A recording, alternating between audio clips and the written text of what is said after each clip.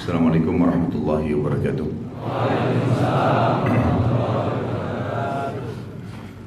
Innal hamdalillah, segala puji bagi Allah Subhanahu wa taala. Nahmaduhu wa nasta'inuhu wa nastaghfiruh. Hanya kepadanya kita memuji, meminta pertolongan serta bertaubat dari dosa-dosa kita. Wa na'udzu billahi min syururi anfusina. Dan hanya kepada Allah pula kita meminta agar dijauhkan dari keburukan-keburukan diri kita.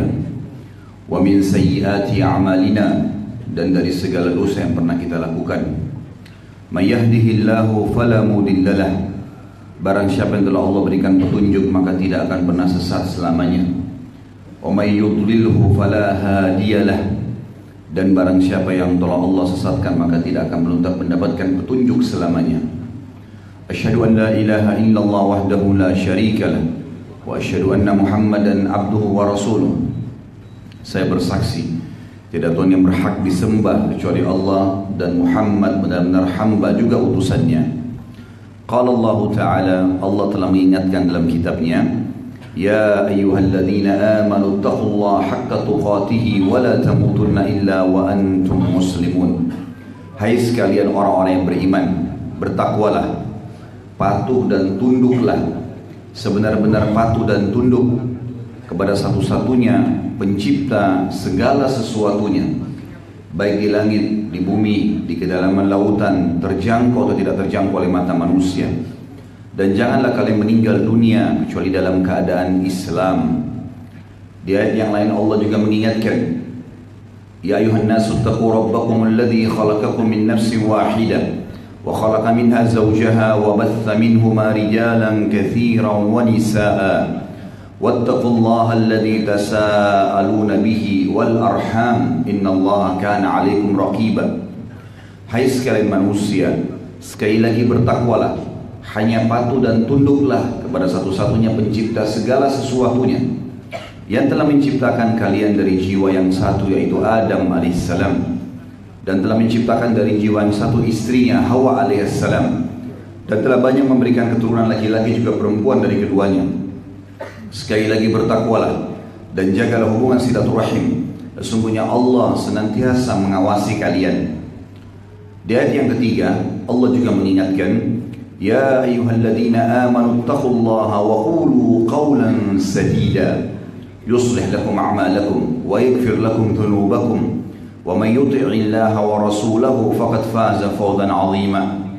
Hai sekalian orang-orang yang beriman, sekali lagi bertakwalah, patuh dan tunduklah kepada Allah, dan ucapkan kalimat yang benar yang membuatnya ridha, dan jauhi pelanggaran-pelanggarannya. Niscaya Dia akan memperbaiki amal-amal perbuatan kalian, mengampuni dosa-dosa kalian. Barang siapa yang mentaati Allah dan Rasulnya, maka dia telah mendapatkan kemenangan yang besar. Amma ba'd, fa inna asdaqal hadithi kitabullah. Kita tahu sebaik-baik rujukan bagi umat Islam dalam segala lini kehidupan mereka, terutama ibadah, adalah kitabullah, Al-Quran, yang akan abadi sampai hari kiamat nanti. Wa khair hajyu Muhammadin sallallahu alaihi wasallam. Dan sebaik-baik petunjuk setelah Al-Quran adalah petunjuk Nabi besar Muhammad sallallahu alaihi wasallam yang dikenal dengan as-sunnah. Wa syarrul umuri muhdatsatuha. Dan seburuk-buruk perbuatan yang tidak punya rujukan dari wahyu Al-Quran dan Sunnah. Fa inna kulla muhdatsin bid'ah. Semua yang tidak punya rujukan dalam ibadah dikenal dengan perbuatan baru dalam agama. Namanya bid'atun dhalalah. Perbuatan baru itu bisa membawa pelakunya pada kekeliruan. Baik dalam finnar itu akan membawa pelakunya ke dalam api neraka. Saudaraku seiman, apa yang saya baru bacakan tadi dari tahmid yang luar biasa dan agung adalah dikenal dengan khutbah hajah. Nabi kita Muhammad sallallahu alaihi wasallam tidak pernah memiliki momen, baik itu khutbah Idul Adha dan Idul Fitri, atau momen ingin menasihatkan dan mewasiatkan serta memotivasi pasukan perangnya, atau memberikan nasihat dalam setiap kesempatan untuk para muslimin, kecuali beliau memulainya dengan khutbah hajah, mengingatkan muslimin dengan 3 ayat penting agar tunduk dan patuh hanya kepada Allah dan meninggalkan semua ketundukan yang bertolak belakang dengan hukum-hukum Allah, serta mengingatkan agar muslimin berpegang pada wahyu Allah, memurnikan ibadah dengan Al-Quran dan Sunnah. Saudaraku seiman, judul kita pada pagi ini semoga bermanfaat dan Allah berikan kemudahan dan keikhlasan, adalah bekal dunia dan akhirat. Saya yakin kita sepakat ya teman-teman sekalian, kalau kita butuh bekal.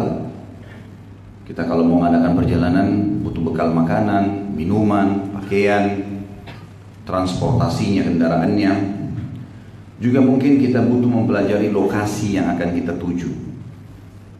Tapi kita sedang berbicara bukan bekal hanya sekedar fisik saja, lapar makan, dahaga minum, kemudian kalau supaya tidak kedinginan atau kepanasan atau malu memakai pakaian.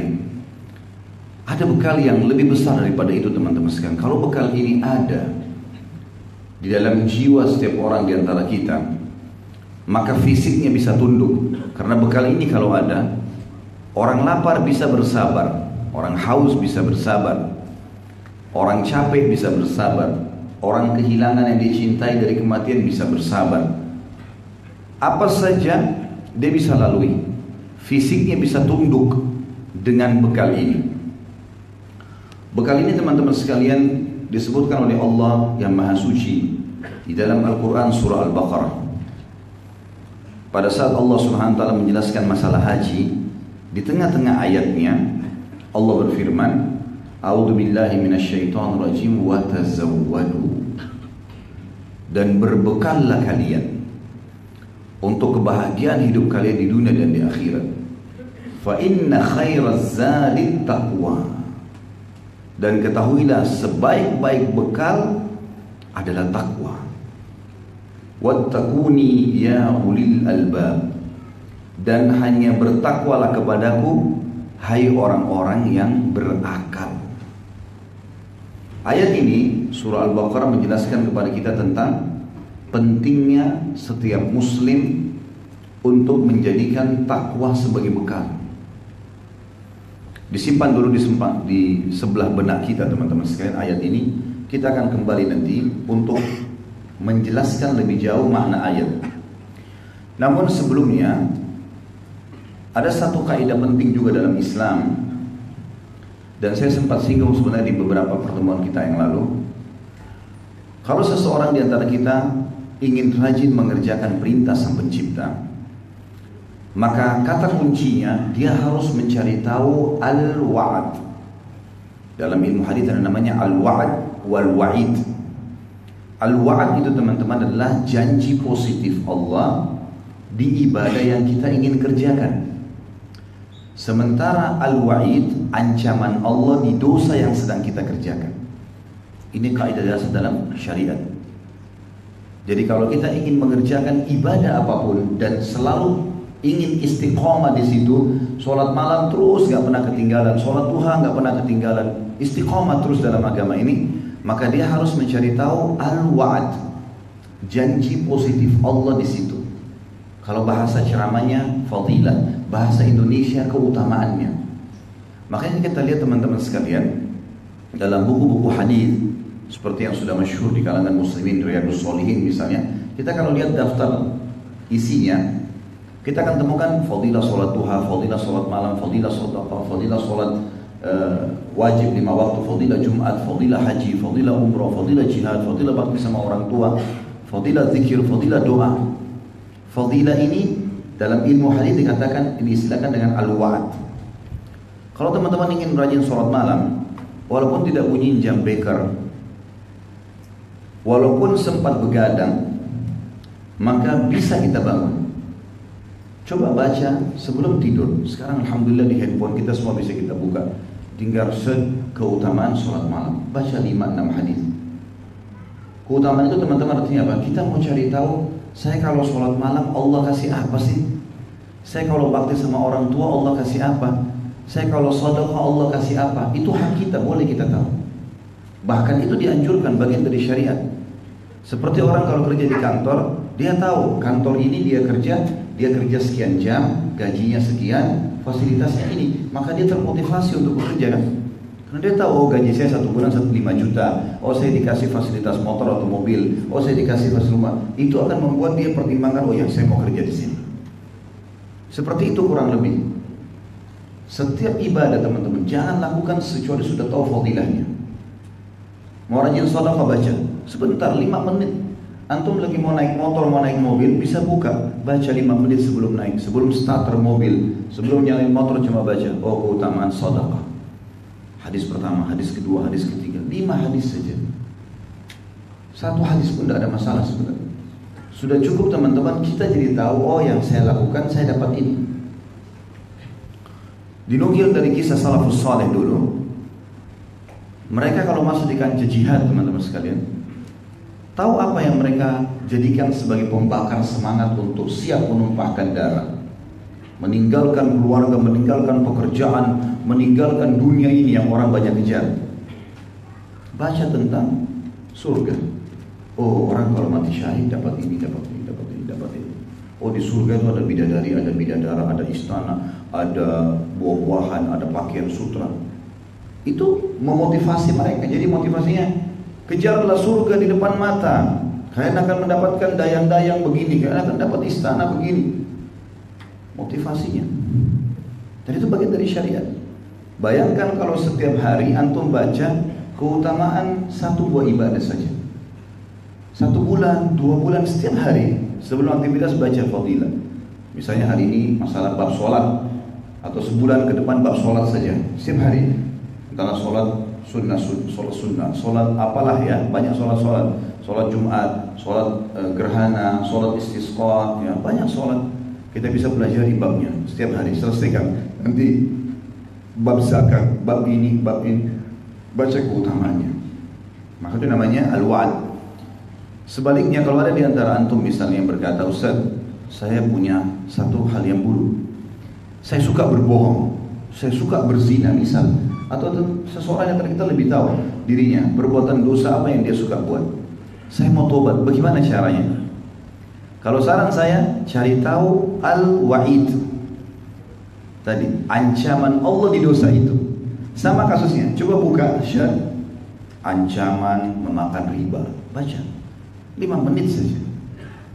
Ancaman mencuri, ancaman berzina, diapakan itu sama Allah. Wahyu itu teman-teman berbicara dengan hati kita. Berbicara dengan hati. Jadi kalau hati ini mahkotanya, rajanya badan. Sebagaimana sabda Nabi SAW, dalam tubuh manusia ada segumpal darah. Kalau dia baik-baik semua, kalau dia buruk-buruk semua, itulah hati manusia. Maka dia bicara sama itu. Seluruh anggota tubuh kita bisa tunduk. Termasuk seperti yang kita merasakan kalau hadir dalam majelis ilmu. Oh iya ya, oh iya ya. Karena Allah berfirman, Rasulullah bersabda, kasusnya begini, kasusnya begini. Berbicara sama hati, jadi kita bisa berubah. Itu panduan hidup agama. Maka ini kaidah sederhana yang penting teman-teman. Al-wa'ad dan wa'id jangan lupa. Selalu baca janji Allah di ibadah yang kita mau kerjakan. Selalu baca ancaman di dosa yang kita ingin kerjakan. Walaupun kita tidak kerjakan, boleh kita baca sebagai benteng sebelum terjadi. Sedia payung sebelum hujan, gitu kan? Kita baca al-wa'id, seperti itulah. Tadi surah Al-Baqarah, kalau saya tidak salah ayat 197 itu ya, berbicara tentang masalah takwa. Allah suruh berbekal. Berbekallah kalian supaya kalian bahagia. Setiap ada nikmat kalian bersyukur. Setiap kalian mendapatkan cobaan kalian bisa bersabar. Kalian bisa lalui dunia ini, kalian rindu dengan akhirat. Dan ketahuilah, sebaik-baik bekal ketakwaan, dan hanya bertakwa kepada wahai orang-orang yang berakal. Baik. Ayat ini menyuruh kita untuk bertakwa. Pertanyaan kecil sekarang, saya mau tahu dulu, apa keutamaannya takwa? Apa janji Allah di situ? Teman-teman sekalian, saya pribadi kadang-kadang dengan mungkin keterbatasan ilmu saya buka Mu'jam Al-Fat Al-Quran, saya cuma hitung saja. Baru saya hitung secepat waktu yang Allah mudahkan. Saya temukan takwa itu dengan beragam macam termnya dalam Al-Quran. Jadi ada ittaqi, ittaqu, muttaqin, muttaqun, dan At-taqwa itu kurang lebih 226 kali diulangi dalam Al-Quran.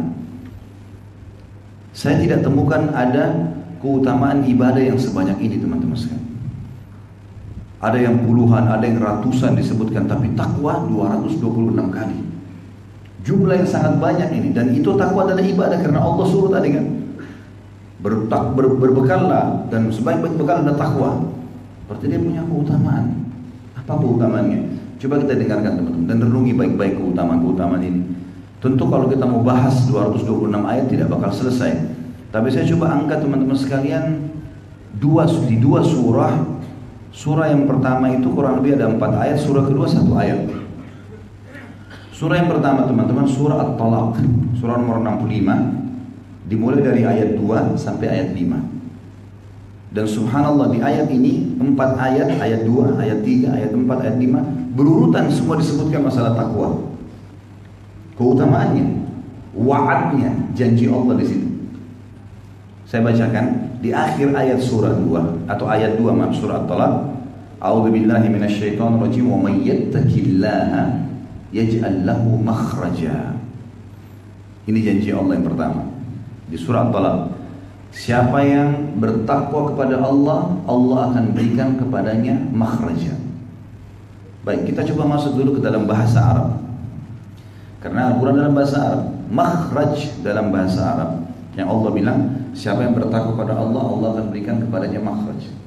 Teman-teman kalau umroh atau haji, kalau kita lihat tangga darurat, ada tulisan biasa bahasa Inggrisnya exit.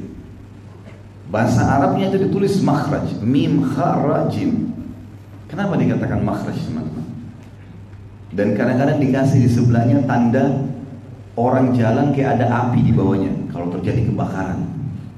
Karena tangga itu dianggap tangga penyelamat. Darurat, kepepet supaya nggak kena kebakaran, lari lewat situ. Maka diistilahkan dengan makhraj. Contoh yang lain, orang-orang Arab juga teman-teman membahasakan tentang lubang biawak. Biawak padang pasir itu kalau kita orang tidak tahu, maka dia tidak tahu kalau itu sarang biawak. Kita kalau lihat padang pasir, lubangnya seperti cuma lubang semut. Jadi biawak caranya dia menggali lubang sampai cukup ukuran badannya masuk, kemudian dia keluar lagi, lalu dia masuk dari ekornya, lalu kemudian ditutup lubang itu sama dia. Tinggal kecil, hanya untuk udara dia bernafas seperti ukuran semut. Antum nggak tahu itu tempat, kecuali orang yang sudah mahir. Dia kalau pagi hari mau keluar, dia seluduk lubang itu keluar, kemudian dia bisa keluar dan bernafas. Lubang biawak yang baru digali, orang Arab mengatakan makhraj. Artinya tadinya sempit, dia bisa bernafas. Contoh yang lebih jauh lagi, orang Arab juga menggambarkan teman-teman sekalian, kalau ada orang lagi jalan di satu tempat, badannya sempit, nggak bisa bergerak, misalnya di gang kecil, gerak pun nggak bisa. Kemudian tiba-tiba di ujung gang itu dia dapat lapangan luas, dia bisa lari. Transisi dari sempit ke luas ini namanya makhraj. Jelas sampai sini? Senyap, nggak ada suara. Alhamdulillah. Jangan senyap-senyap, saya nggak tahu hadir atau enggak. Allah janjikan wa may yattaqillaha yaj'al lahu makhraja. Siapa yang bertakwa kepada Allah, Allah akan berikan makhraja. Jadi dari kesempitan kepada kelapangan yang luas, dari masalah yang berat kepada jalan keluar, kan begitu. Ayat 3-nya pindah di ayat selanjutnya, apa kata Allah? Wa yarzuqhu min haitsu la yahtasib. Sudah dikasih makhraja, plus lagi Allah memberikan rezeki dari tempat yang ia tidak sangka-sangka. Juga sedikit saya gambarkan sini teman-teman, rezeki itu jangan selalu dikaitkan hanya dengan duit saja. Rezeki itu definisi sederhananya semua yang dibutuhkan oleh makhluk untuk roda kehidupan di muka bumi ini. Manusia, jin, tumbuh-tumbuhan, hewan, semua kebutuhan mereka, dari oksigen yang dihirup oleh hidung, cahaya yang ditangkap oleh mata. Kita sekarang bisa saling melihat karena ada cahaya matahari, ada cahaya lampu.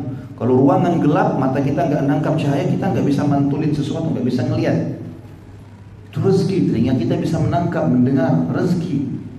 Ya, kita makan makanan masih bisa merasakan di ujung lidah kita nikmatnya, oh ini asin, ini pedas, ini manis.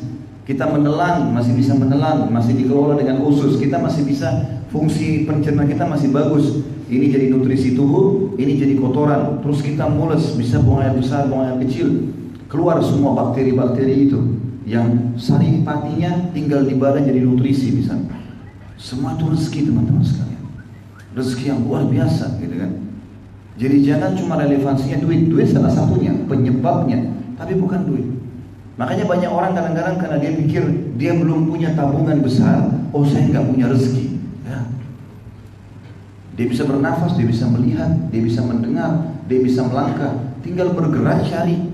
Kalau mau duit, nggak susah, gitu kan?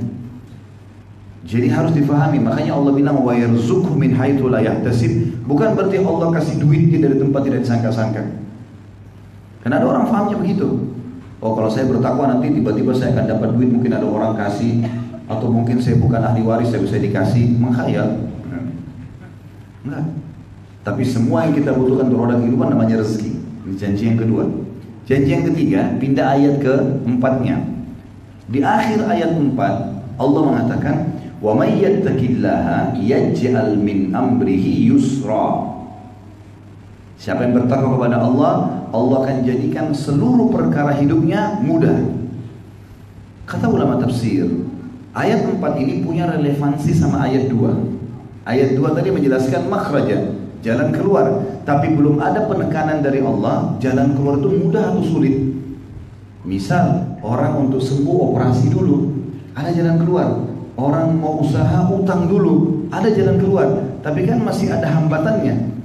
Cuma teman-teman di ayat 4 ini luar biasa. Allah mengatakan, "Wa may yattaqillaha yaj'al min amrihi yusra." Siapa yang bertakwa kepada Allah, Allah jadikan seluruh perkaranya mudah. Kata ulama, maksudnya makhrajanya mudah. Tanpa utang bisa berusaha, tanpa operasi bisa sembuh. Penekanan itu. Ayat 5, dan ini janji Allah yang keempat, "Wa may yattaqillaha." Akhir ayat 5, "Yukaffir anhu sayyi'atihi wa yu'zim lahu ajra."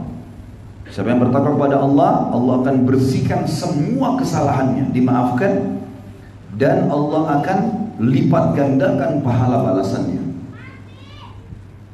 Jadi 4 ayat berturut-turut menjanjikan keutamaan takwa.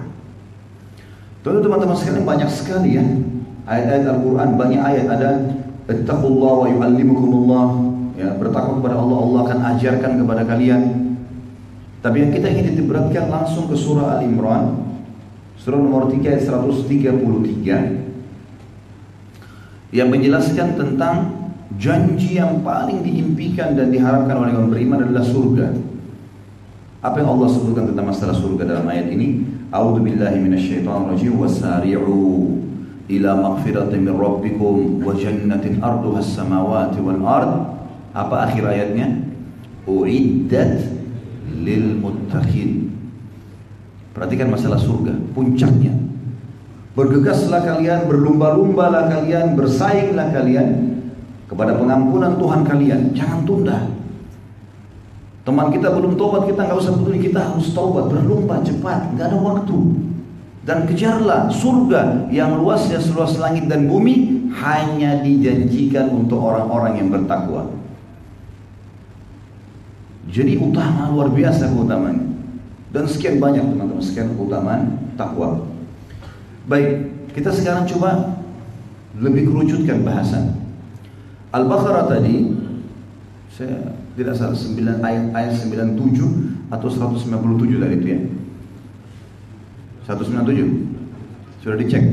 Baik, itu menyuruh kita untuk menjadikan takwa sebagai bekal.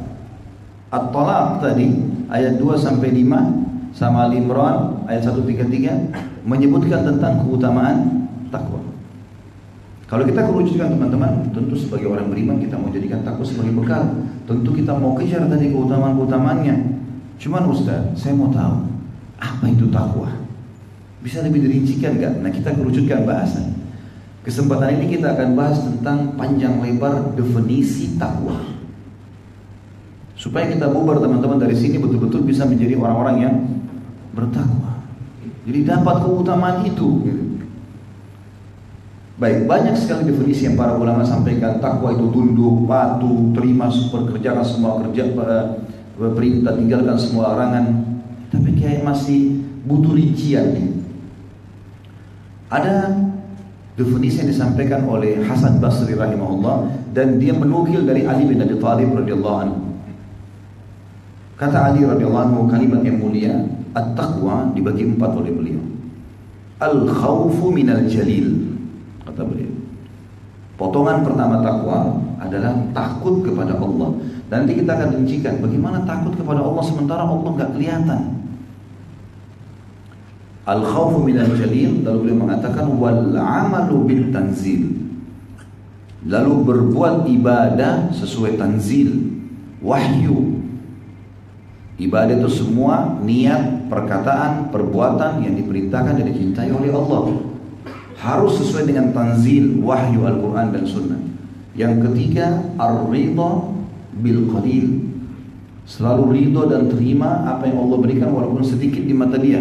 Kita akan bicara nanti bagaimana mencapai konsep syukur dan menjadi orang yang muhsin. Ya. Kemudian yang keempat adalah wasti'dadu liyaumir rahil. Punya persiapan untuk kembali menghadapi kematian. Maksudnya punya persiapan untuk menghadapi hari kebangkitan, hari kiamat. 4 definisinya kita rincikan teman-teman sekalian, insya Allah dengan contoh-contohnya. Namun saya berharap untuk potongan yang pertama nanti teman-teman tolong buka HP-nya, Al-Quran maksud saya, di HP-nya kita akan tadabburi surah An-Nahl.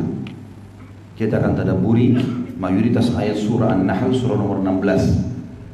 Supaya kita mengenal siapa Tuhan kita Allah, dan akhirnya muncul rasa takut itu kepada Allah. Potongan pertama teman, takut kepada Allah subhanahu wa ta'ala. Setiap muslim mengakui dan dia diwajibkan meyakini, mengikrarkan dengan lisannya, meyakini dengan hatinya, dan juga mengaplikasikan dengan anggota tubuhnya masalah berimannya kepada Allah.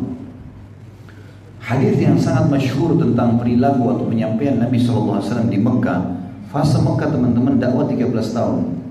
10 tahun pertama di Mekah belum ada perintah sholat 5 waktu, belum ada zakat, belum ada puasa Ramadan, belum ada haji, belum ada jihad. Lalu berkisar di apa sih perintah Nabi SAW umumnya di Mekah? Walaupun ada beberapa hukum-hukum yang sudah turun, tapi kata ulama yang paling sering Nabi SAW ikrarkan, dan ini merupakan syarat orang yang mau masuk Islam, kata beliau, qulu la ilaha illallah tuflihu. Ikrarkan dengan fikiran kalian, ucapkan dengan lisan kalian, yakini dengan hati kalian, tidak ada Tuhan yang berhak disembah di langit ataupun di bumi kecuali Allah. Tuhan artinya pencipta, pemilik, penguasa, penyiksa bagi yang melanggar. Itu Tuhan. Tidak ada Tuhan yang berhak disembah kecuali Allah, di langit dan di bumi. Tidak perlu bergantung, takut, cinta, berharap, memohon kecuali kepada Allah. Itu makna. Dan Nabi SAW tekankan kepada semua sahabat sampai lahirlah kader-kader umat ini yang kita sudah tidak asing lagi, Abu Bakar, Umar, Uthman, Ali, Talha, Zubair, yang luar biasa goncangan iman pun pada saat itu tidak goyah. Bayangkan teman-teman kalau kita hidup di fase Mekah. Saya kadang-kadang merenung itu ya. Kalau membaca tentang kisah para sahabat ridwanullahi alaihim di Mekah, ini nggak mudah teman-teman sekalian. Bayangkan kalau kita hidup di fase Mekah, nggak ada media kayak kita sekarang. Al-Quran masih baru turun beberapa ayat. Mekah ini kampung kecil, padang pasir, dunia nggak ada yang lihat sebenarnya pada saat itu. Kecuali orang-orang yang sudah beriman sama Allah yang mau datang haji. Tapi Romawi, Persia, nggak ada yang lihat Mekah ini. Negara-negara adikuasa. Maka pada saat itu teman-teman sekalian, ada seseorang yang tidak bisa baca dan tulis, mengaku nabi. Dan harus diimani, yakin kalau dia benar, dan kalau tidak mengiman masuk neraka. Coba bayangin, kira-kira kalau kita hidup di fase Mekah, jadi Abu Bakar atau Abu Jahal? Antum jawab diri antum sendiri. Kalau saya hidup di fase itu teman-teman khawatir. Karena luar biasa. Ada orang di dalam kota yang kecil ngaku nabi harus diikuti. Beriman masuk surga, tidak beriman kafir masuk neraka. Nggak ada opsi lain. Kalau sekarang kita gampang beriman, lahir kita keluar ibu ayah kita muslim. Atau mungkin pun kalau lahir bukan muslim, maka dia bisa baca buku, Al-Quran sudah sempurna dalam terjemahan bahasa Indonesia, masjid banyak, radio, media, TV, segala macam menyebarkan Islam. Haji sudah banyak orang, luar biasa pokoknya. Ya. Sudah pernah terbentuk kerajaan-kerajaan Islam, Khulafaur Rasyidin. Ya. Kemudian datangnya Umayyah, datangnya Abbasiyah, datangnya Utsmaniyah. Ratusan tahun berkuasa di muka bumi kaum muslimin. Bukan cuma ratusan, ribuan tahun kalau kita bahasakan. 1300 tahun sekian kita menguasai dunia. Maka sudah mudah kita beriman. Bayangkan kalau kita masih awal-awal, ini tidak gampang. Apa yang membuat sahabat kokoh di Mekah, teman-teman sekalian? Ternyata penanaman tentang kalimat tauhid tadi. Ini semua yang kamu lihat, tidak lihat, makhluk Allah yang ciptakan. Mau batu, mau tanah, mau air, mau manusia, mau hewan, mau tumbuhan, langit, bintang-bintang, udara, apa saja. La ilaha illallah. Gak ada yang ciptain, gak ada yang urus, gak ada yang awasin kecuali Allah. Teman-teman tahu sampai hari ini orang-orang ateis yang tidak mengakui Tuhan Allah, itu mereka dengan kuasa Allah ya, mereka adakan penelitian di lautan dengan sekian juta dolar, mereka adakan penelitian di udara, mereka adakan penelitian di darat, dan selalu mentok ke sebuah titik luar biasa nih. Misalnya dia teliti laba-laba misalnya, saya pernah cuplikan begini, laba-laba diteliti, mereka bingung bagaimana bisa laba-laba ini punya sifat defense, dia bisa mengeluarkan racun, dia bisa mengeluarkan jaring, dan yang unik ditemukan teman-teman sekalian sampai hari ini, baju anti peluru yang paling bagus itu terbuat dari sarangnya laba-laba. Antum kalau pegang laba-laba begini kan hancur sarangnya tuh. Dan Allah sebutkan dalam Al-Quran memang surah Al-Ankabut masalah laba-laba. Tapi saya lihat cuplikannya, kalau sarang laba-laba itu, jaring laba-laba dijadikan sebagai bahan anti peluru, dibuat. Ada cuplikannya di barat itu. Kemudian ada kain besar itu terbuat dari sarang laba-laba, bahan dasarnya. Ditembak pelurunya nggak tembus, kain lain semuanya bisa robek. Gitu kan? Dan mereka terkagum-kagum cuma mengatakan luar biasa nih laba-laba. Kadang-kadang satu hewan 10 tahun diteliti. Sistem pencernaannya, warna kulitnya, apalah populasinya, ini yang bertelur, ini yang beranak, mamalia, ini yang bertelur, ini segala macam.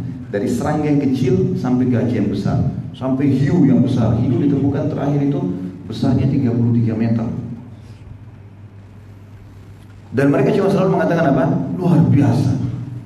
Ini bukan masalah luar biasa, dia tidak mau akui Tuhan. Dia nggak mau mengatakan ini ada penciptanya.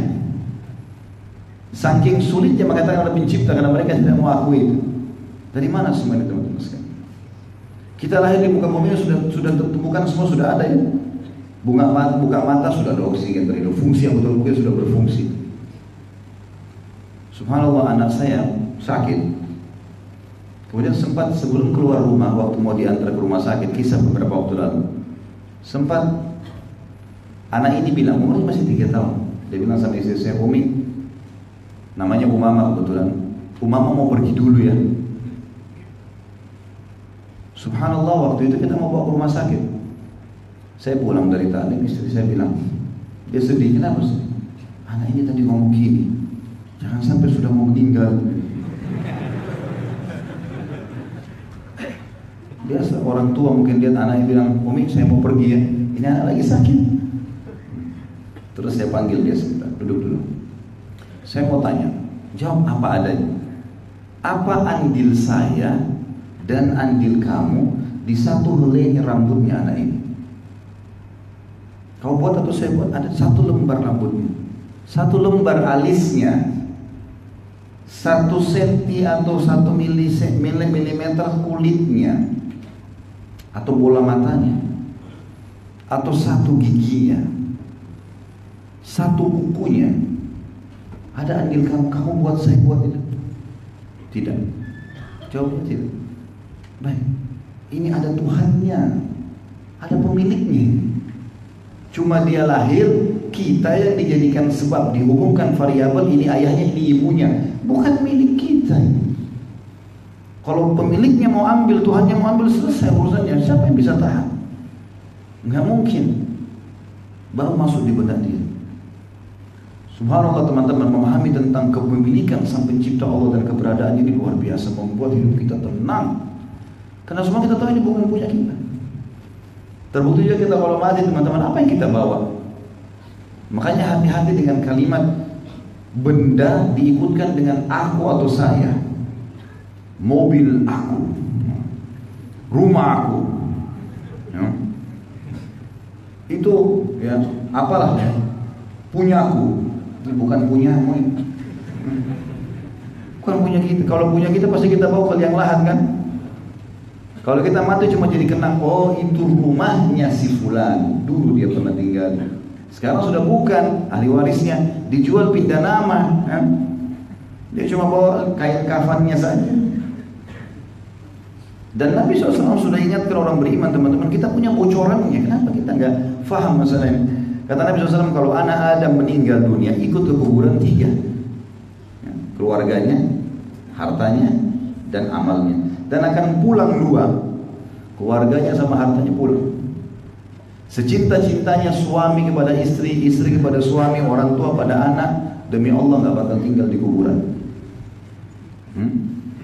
Cinta saya nangis-nangis, nginap coba sehari. Tidur sama-sama 1 jam paling lama, nangis pulang selesai. Biar juga ibu sayang sama anaknya, sama kasus. Ibu itu tidak menginap di kuburan. Mobilnya Alphard 10 biji, paling jauh di pagar kuburan. Ada orang yang masuk mobilnya ke liang lahat. Orang cuma kenang, oh dulu punyanya si fulan. Itulah hakikat dunia, kita nggak punya apa-apa. Yang tinggal bersamanya amalnya, yang selama ini antum malas sholat duha, antum malas sholat ke masjid, malas puasa. Nah itu yang temani. Gimana cara kita lalai dari sesuatu yang akan menemani kita dan kita sibuk dengan yang akan kita tinggalkan. Nah, jadi harusnya jeli teman-teman sekalian memahami masalah ini. Dan saya sudah berikan contoh kemarin, saya ulangi kembali supaya lebih kuat lagi pemahaman kita. Datangkan semua yang disembah selain Allah. Apa saja yang orang sembah, patung ke pohon, ke batu, ke angin, ke apalah, syaitan, apa andil mereka itu? Allah menantang dalam Al-Quran, gitu kan? Semua yang kalian sekutukan selain aku, mereka tidak punya walaupun setipis kulit ari. Dan tidak pernah teman-teman ada yang mengklaim yang mencipta. Cipta itu dari tidak ada menjadi ada, ya. Dari tidak ada sebelumnya. Jadi manusia sebenarnya bukan menciptakan, kita merakit, kita membuat. Kata-kata cipta ini sebenarnya lebih tepat dari tidak ada menjadi ada. Itu hanya haknya para pencipta Allah. Ya. Makanya Allah mengatakan dalam Al-Quran, ingatlah menciptakan, ya kan? Dan memusnahkan itu adalah haknya Allah. Tidak ada manusia bisa, kita cuma rakit. Apa kira-kira teman-teman yang paling canggih yang manusia bisa rakit dan buat sekarang? Pesawat, helikopter, handphone, komputer. Tahu nggak teman-teman sekalian? Ini semua menciplak dari ciptaannya Allah. Handphone ini lahir awalnya komputer itu karena mempelajari otak manusia. Kok bisa kita ini datang ke satu tempat, sekali saja kita lihat potret mata kita, terus kita pergi 10 tahun lagi datang, ingat gak? Hah? Antum datang ke satu lokasi indah, pinggir pantai misalnya, antum lihat sekali saja, terus antum pergi 10 tahun lagi kembali, masih ingat gak kira-kira? Coba bayangkan, sampai kata ilmuwan tidak ada yang mengarah, tidak ada yang bisa mengalahkan canggihnya kamera mata.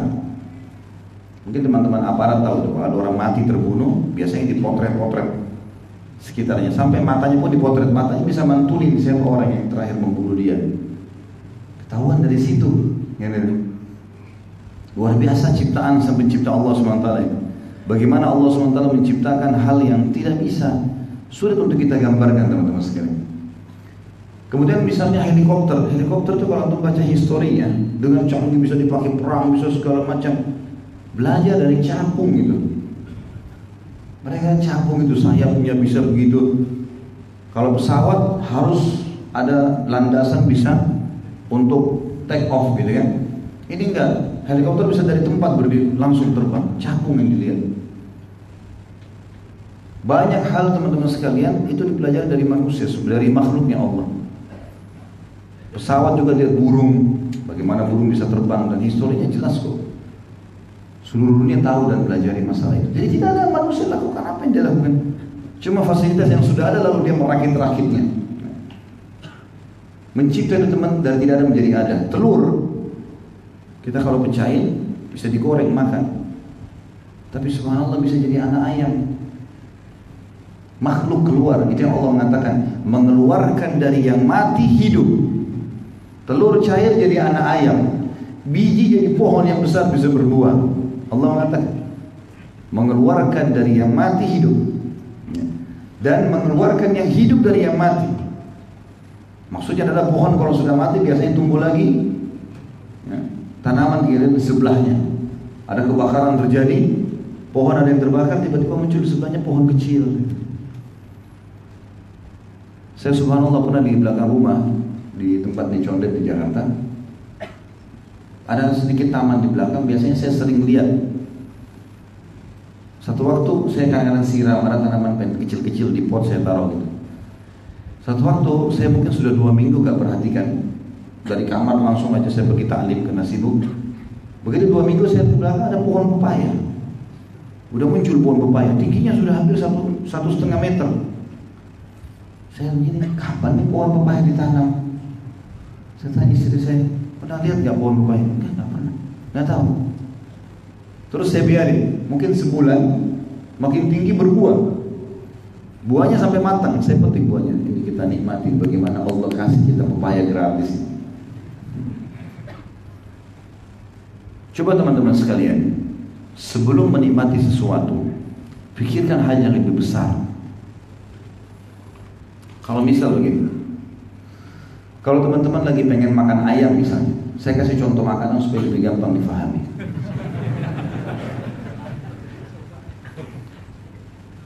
Kalau misalnya kita ada tamu di rumah, mau diundang makan, kemudian kita pergi ke pasar beli ayam kampung misalnya, ayam jago misalnya kita beli. Kebanyakan orang di antara kita lihat ayam yang besar, berapa harganya, negosiasi, cukur, potong, cukur bulunya, jatuhin, udah tinggal dipikirin nanti mau dibuat kari kah, mau dibuat ayam goreng kah, atau ayam bakar kan, seperti itu saja. Coba hal yang lebih jauh teman-teman, sederhana sekali. Kalau teman-teman di sini ada yang pelihara ayam di rumahnya bisa praktekin. Saran saya bawa mistar, penggaris, ya, yang biasa kita pakai di sekolah dulu, garis-garis. Coba teman-teman waktu mau beli ayam atau ada ayam itu, pegang ayam itu, perhatikan baik-baik bulunya ayam itu. Lihat coraknya, ya. Lihat rapinya bulu itu tertata. Buka ke kulitnya ayam itu, tertancap dengan kuat di situ. Dan yang luar biasa, pakai mistar teman-teman, satu bulu ke bulu sebelah sentimeternya sama. Jadi jangan cuma pikir, oh ini ayam digoreng enak, itu gampang. Coba pikir hal yang lebih besar. Siapa yang membuat corak bulu ayam itu, mengatur bulunya dengan rapi, menancapkan di situ dengan jarak yang sama. Kadang-kadang kita lihat ayam jago itu kan ada warna orange di sayapnya, cantik sekali mengkilat warnanya. Itu yang kita bikin teman-teman. Belum kita bicara itu, baru bicara masalah bulu. Belum kita bicara masalah dagingnya yang bertumpuk di dalam yang kita makan nanti lezat, oh ini daging paha. Belum suaranya yang keluar, belum matanya. Sekarang para ilmuwan muslim mengadakan penelitian, kenapa Rasulullah SAW berkata, kalau ayam jantan berkokok maka berdoalah karena dia sedang lihat malaikat. Ada apa dengan penglihatannya ayam? Ya. Ada penelitian diadakan luar biasa gitu. Sama juga teman-teman sekalian, kalau kita beli buah-buahan, kalau kita misalnya masuk ke toko pengen makan anggur, baik ada anggur hitam, ada anggur hijau, ada anggur merah. Kalau kita cuma sekedar beli, saya mau yang hitam deh. Nah ini manis. kita ambil lalu kita petik, kita makan. Oh yang manis, selesai. Itu terlalu rendah sekali lah tanda kutip dari cara berpikir. Pikiran lebih besar teman-teman. Siapa yang membuat anggur itu? Kulitnya, cita rasanya, dagingnya di dalam. Siapa yang tancapin di tangkai-tangkainya dengan jumlah yang banyak seperti itu? Sampai kalau dia belum masih di tangkainya indah kelihatan. Gitu ya. Yang kasih warna ini hijau, ini merah, ini hitam. Kemudian teman-teman sekalian, lebih jauh daripada itu, kalau kita petik, siapa di antara kita yang bisa tancapin kembali seperti tadi awal? Tancapin saja, nggak usah bicara buat satu butir anggur yang sudah dicabut, coba tancapin kembali. Atau buat untuk kami, buatlah sedikit kulitnya anggur sama tapi. Manusia kadang-kadang cuma buat imitasinya anggur sudah bangga, dijual di pasar. Padahal cuma menciplak saja. Pisang teman-teman, siapa yang tata pisang di situ? Kan pisang paling banyak kita lihat di sini di Indonesia ya. Pisang itu siapa yang tata dengan begitu sisirannya? Siapa yang kasih warna kuning yang cerah seperti itu? Siapa yang buat lembut seperti itu? Kemudian isi dagingnya lembut seperti itu. Jangan cuma sekedar oh manis pisang selesai. Durian dengan kulitnya yang keras, dalamnya rasanya enak, baunya, aromanya wangi. Siapa yang buat itu? Dan yang luar biasa, kenapa nggak pernah habis? Kalau antum bilang, mungkin kan ada petani Ustaz. Ada survei teman-teman sekalian. Dilihat dari satelit bumi ini kalau dihamparkan, maka yang dihuni oleh manusia itu belum seluruh dunia, masih sebagian. Misalnya wilayah Amerika atau wilayah Indonesia. Kalau kita masuk ke Indonesianya, maka yang dihuni masyarakat manusia itu kan sedikit. Ya. Misal contoh, kalau saya kasih contoh, kalau di Jakarta menuju ke Jakarta Barat, Jawa Barat misalnya. Saya pernah naik mobil ke Jawa Timur dari Jakarta, lewat darat, sepanjang jalan itu kiri kanan penuh, luas sekali. Sawah, gunung yang tidak dihuni oleh orang. Paling rumahnya manusia ada 2, 3. Kita tidak bicara kota-kota yang berkumpul bangunan, tapi secara umum komunitas manusia itu sebenarnya dihuni sedikit sekali. Masih banyak wilayah yang kosong. Dari Mekah ke Madinah 416 kilo itu kosong, padang pasir, gunung-gunung. Banyak tempat yang kosong di muka bumi. Banyak sekali. Jadi manusia itu sebenarnya kecil sekali. Begitu pula kalau mereka saja komunitasnya masih dianggap kecil. Begitu pula dengan yang mereka kelola dari tanah ini, kayak pertanian, kayak kecil sekali yang mereka kelola. Masih lebih banyak berhektar-hektar luasnya hutan yang masih liar, ya, tumbuh-tumbuhan yang tumbuh liar, buah-buahan segala macam yang tidak ada yang urus, tapi terus berbuah di hutan. Siapa pemilik? Begitu saja ada, pakai akal sehat. Makanya Nabi SAW mengatakan kata kunci. Ikrarkan dengan fikiranmu, ucapkan dengan lisanmu, yakini dengan hatimu, la ilaha illallah, kalian pasti akan beruntung, bahagia sudah. Nggak usah kita cari teliti satu hewan, tapi seluruh ini kita tidak lihat la ilaha illallah. Sampai pernah ada seorang ulama menjawab, waktu ditanya oleh muridnya, kenapa Syekh orang Islam sekarang jarang yang jadi peneliti? Kebanyakan yang masuk ke lautan, yang teliti di atas gunung, yang teliti di luar angkasa itu orang-orang kafir. Jawabannya sih sederhana, karena orang Islam sudah yakin penciptanya ada Tuhan. Mereka itu masih ragu, jadi Allah kasih terus mereka meneliti. Kita teliti, tidak teliti, lihat langit, oh la ilaha illallah, bumi la ilaha illallah. Lihat tak lihat, ini la ilaha illallah kata kunci. Allah pemiliknya, sudah. Simpel sekali. Makanya kita tidak meneliti. Bukan supaya malas meneliti ya, tapi maksudnya jawaban sederhana yang membuat oh memang, dan ditemukan ilmuwan yang paling suka meneliti umumnya ateis. Subhanallah, umumnya ateis, tidak yakin tentang Allah. Yang masuk ke lautan telitikan hiu teliti, oh ateis semuanya.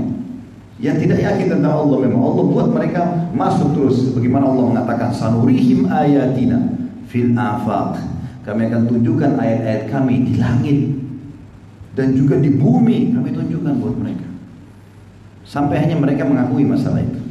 Seperti itulah ya.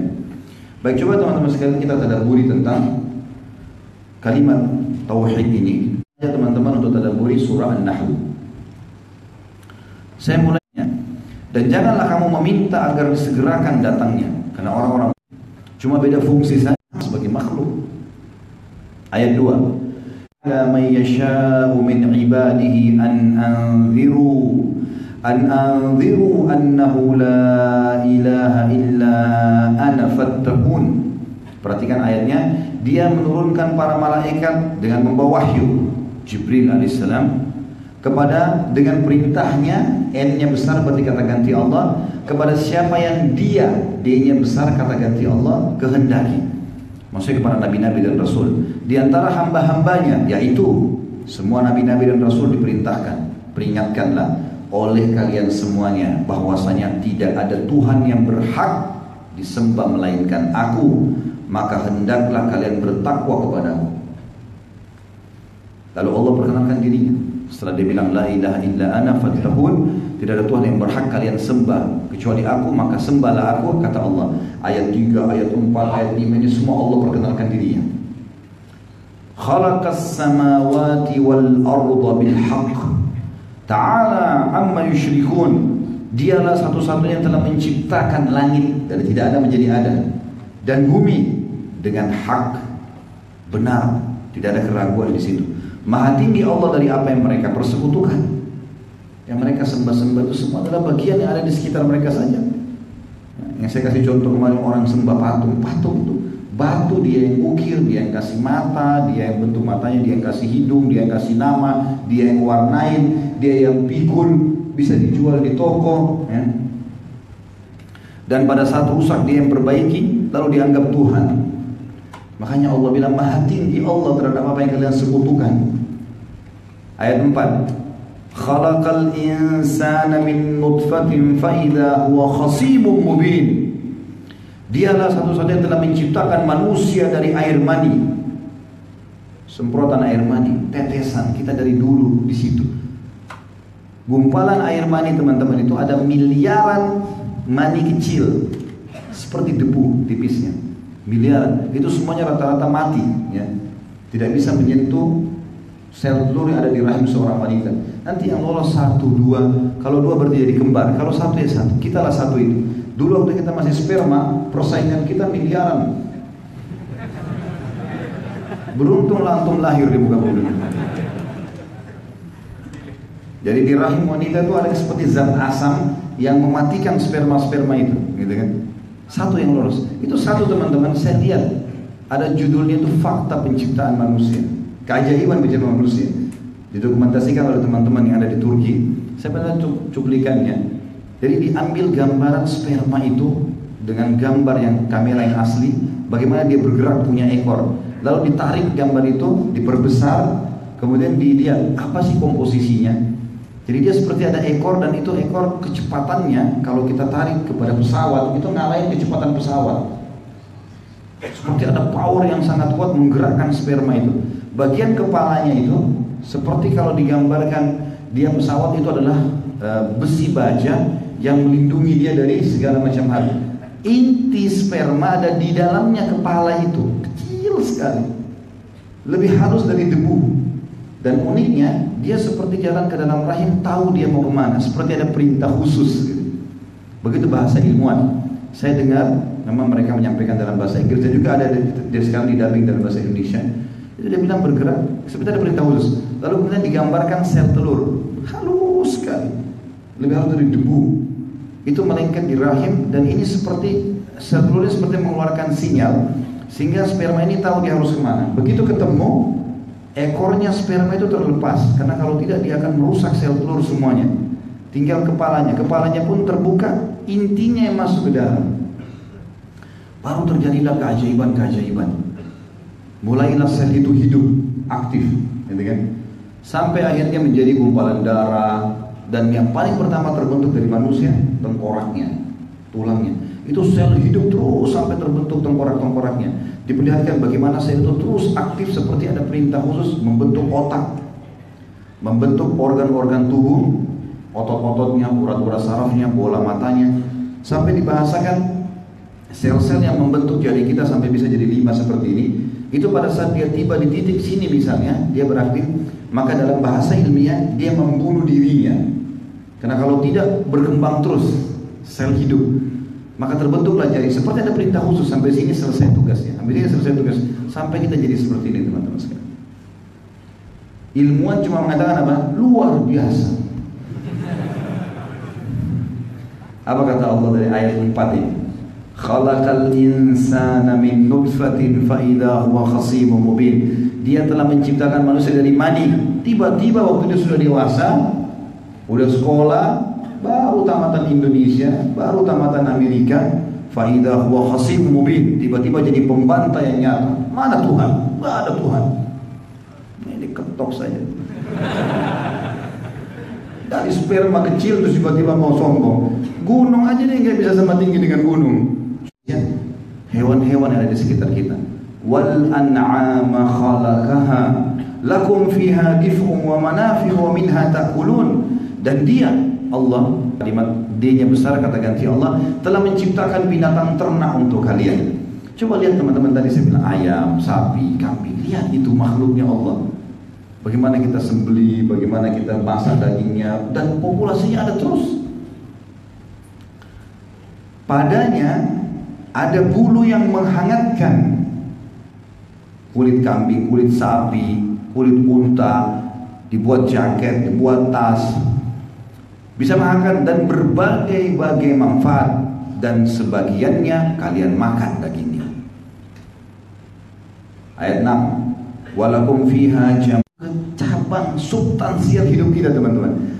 Kalau kita lihat pengembangannya semuanya jalan, tidak ada yang keluar dari. Waktu dikembalikan ke kandang juga begitu. Kan seperti kuda, keledai, ya. Anfus. Inna rabbakum, gunakan kuda, gunakan keledai, padang pasir. Kalian tidak bisa sampai kepadanya kecuali dengan kesukaran yang memayahkan diri. Sesungguhnya Tuhan kami Maha Penyayang. Ayat 8, wal khayla wal bighala wal hamira litarkabuha wa zina wa yakhluqu ma la ta'lamun. Dan dia juga menciptakan kuda.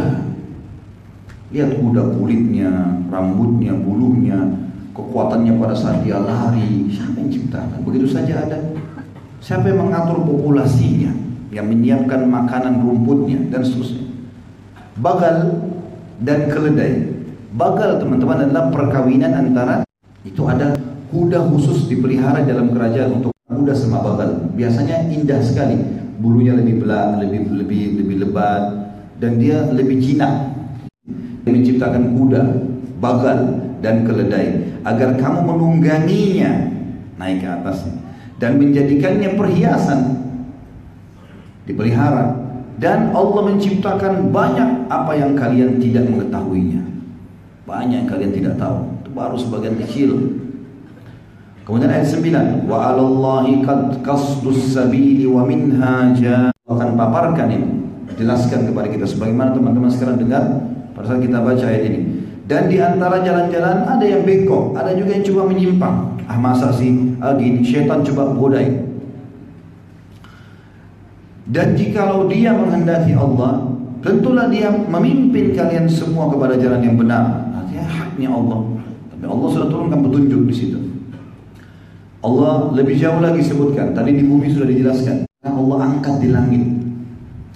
Huwa alladhi anzala minas samai ma'a lakum minhu syarabun wa minhu syajarun fihi tusimun. Dialah satu-satunya yang telah menurunkan air hujan dari langit untuk kalian semua. Jadi kalau hujan teman-teman bukan hanya sekedar lari sembunyi supaya tidak kena hujan. Fikir, dari mana air ini turun? Sampai Nabi SAW kalau hujan turun, membuka imamah beliau dan membuka sedikit bajunya sambil berkata, membasahkan air. Ini air baru turun dari rahmat Tuhannya. Teman-teman tahu nggak? Air yang kita pakai ini bukan air baru loh. Ini air dari dulu, dari awal Allah ciptakan langit dan bumi ini fasilitasnya Allah daur ulang lagi. Triknya matahari itu membuat air kan menguap, ditampung di awan. Awan itu seperti filter alami, turun air hujan bersih lagi. Banyak manusia nggak memikirkan masalah siapa yang buat sistem yang luar biasa ya. Allah bilang dia yang menurunkan air hujan dari langit untuk kalian. Sebagiannya menjadi minuman. Air hujan yang membuat adanya mata-mata air, adanya sungai, adanya lautan. Dan sebagian lagi menyuburkan tumbuh-tumbuhan yang pada tempat tumbuhnya kalian mengembalakan ternak kalian. Lihat bagaimana Allah mengajak akal kita berbicara, teman-teman. Ini firman Allah turun dari 1400 tahun yang lalu, kekal sampai hari kiamat. Beruntunglah orang yang mau tadabburi. Ayat 11, air hujan itu yumbitu lakum bihi zar'a waz-zaituna wan-nakhila wal-'anaba wal-'anaba wa min kulli thamarat inna fi dzalika la ayatan liqaumin yatafakkarun. Dia menumbuhkan bagi kalian dengan air hujan itu tanam-tanaman, di antaranya zaitun, kurma, anggur, dan segala macam buah-buahan. Sesungguhnya pada demikian itu benar-benar ada tanda kekuasaan Allah bagi kaum yang memikirkan. Tanpa air hujan mustahil bisa hidup. Allah SWT sudah ciptakan dan Allah jelaskan. Tidak pernah ada yang mengaku kalau air hujan dia datangkan air dari luar Mesir. Sekian tahun tidak ada hujan. Lakukan apa saja kata Fir'aun? Tidak ada lagi. Habis ide. Udah nggak bisa buat apa-apa. Apa saran kalian? Ada satu orang yang sudah tua, penasihatnya Fir'aun bilang, semua kita sudah kerjakan Fir'aun, tinggal satu yang belum. Apa itu dengan semangat dia? Anda belum minta kepada Tuhannya Musa. Karena kata Musa itu saja. Kata dia baik, kan sudah tahu arahnya. Orang beriman dari awal dia sudah beriman, tidak perlu susah-susah nunggu cobaan baru mau mengenal Allah. Dia bilang saya akan beriman. Semua ini jadi saksi. Di depan matanya Fir'aun, Nabi Musa angkat tangan ke langit. Bahasanya begini, ya Allah, zat yang telah menahan hujan untuk negeri Mesir. Sengaja dibahasakan, zat yang telah menahan hujan untuk negeri Mesir. Turunkanlah hujan sebagai tanda-tanda kebesaran agar Fir'aun sama pengikutnya beriman kepadamu. Setelah itu teman-teman sekalian, turun hujan sebulan non-stop sampai sungai Nil penuh kembali, hidup kembali semua kehidupan. Sebelumnya Fir'aun lakukan apa? Sampai di sungai Nil itu dibuang tumbal hewan, anak gadis yang dilempar dengan alasan minta supaya sungai Nil keluar airnya segala macam. Terakhir setelah Fir'aun lihat hujan turun segala macam, kufur lagi. Apa yang dibilang? Oh ini memang rupanya saatnya hujan turun. Wajar ditenggelamkan, biarin disiksa sekalian. Kufur kepada Allah. Di zaman Umar bin Khattab, teman-teman, sedikit saya tambahkan kisah di situ. Pernah sekali waktu Amr bin As radhiyallahu anhu tiba di Mesir tahun 20 Hijriah. Masuk Islamlah masyarakat Mesir waktu itu. Karena kaum muslimin berhasil melakukan Mesir. Baru berapa hari Amr bin As jadi gubernur, sungai Nil teman-teman airnya habis, hilang. Bayangkan sungai airnya hilang, habis, tiba-tiba dalam satu hari hilang. Dilapor kepada Amr bin As, gubernur ini kejadian begini. Kata Amr bin As, panggil coba tokoh-tokoh masyarakat Mesir yang baru masuk Islam ini, datang semua. Ditanya, apa ceritanya Nil nih? Dia bilang, wahai gubernur, tiap tahun begini nih, selalu begini, hilang tiba-tiba. Kata Amr bin As, lalu apa yang kalian lakukan? Kami lempar tumbal. Datangkan anak gadis yang belum menikah, ya, korbankan itu, dorong dari atas jatuh ke bawah, begitu kepala yang terbentur keluar darah, keluar air sungai Nil. Kata Amr bin As, demi Allah ini permainan syaitan, tidak ada dalam Islam.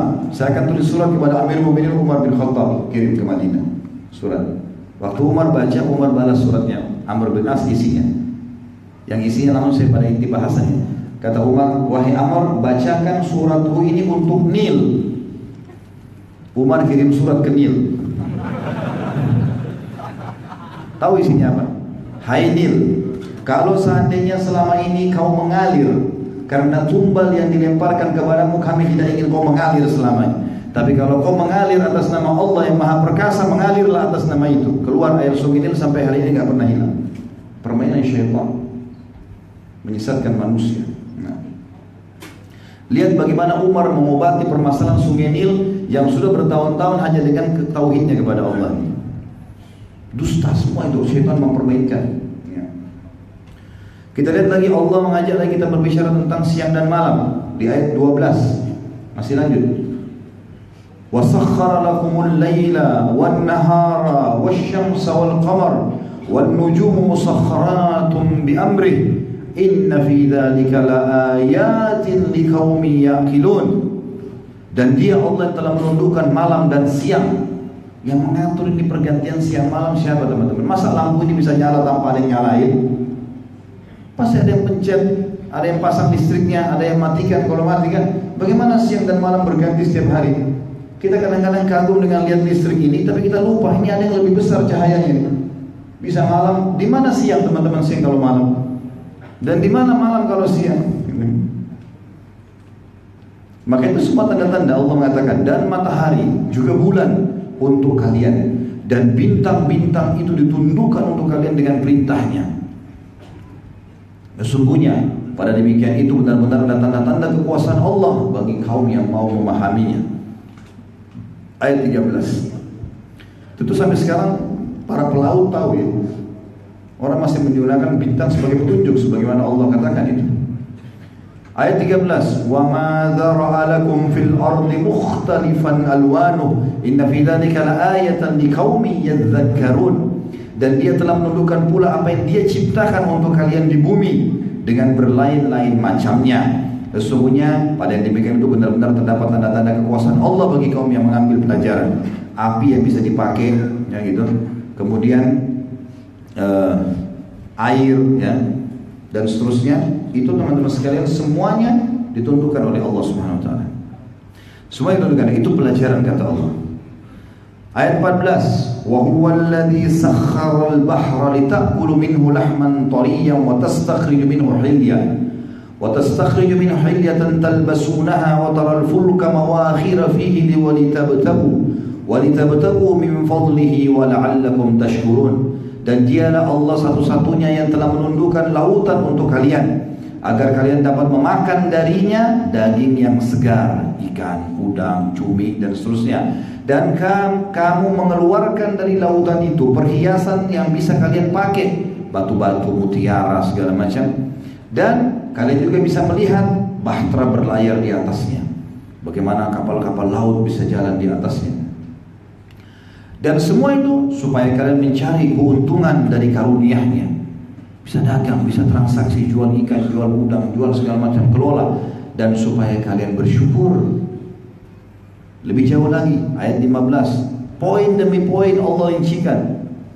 Satu saya sudah cukup buat kita sebenarnya, tapi ayat 15. Wa alqa fil ardi rawasiya an tamida bikum wa anhara wa subulan la'allakum tahtadun. Dan dia satu-satunya telah menancapkan gunung-gunung di bumi supaya bumi itu tidak goncang bersama kalian.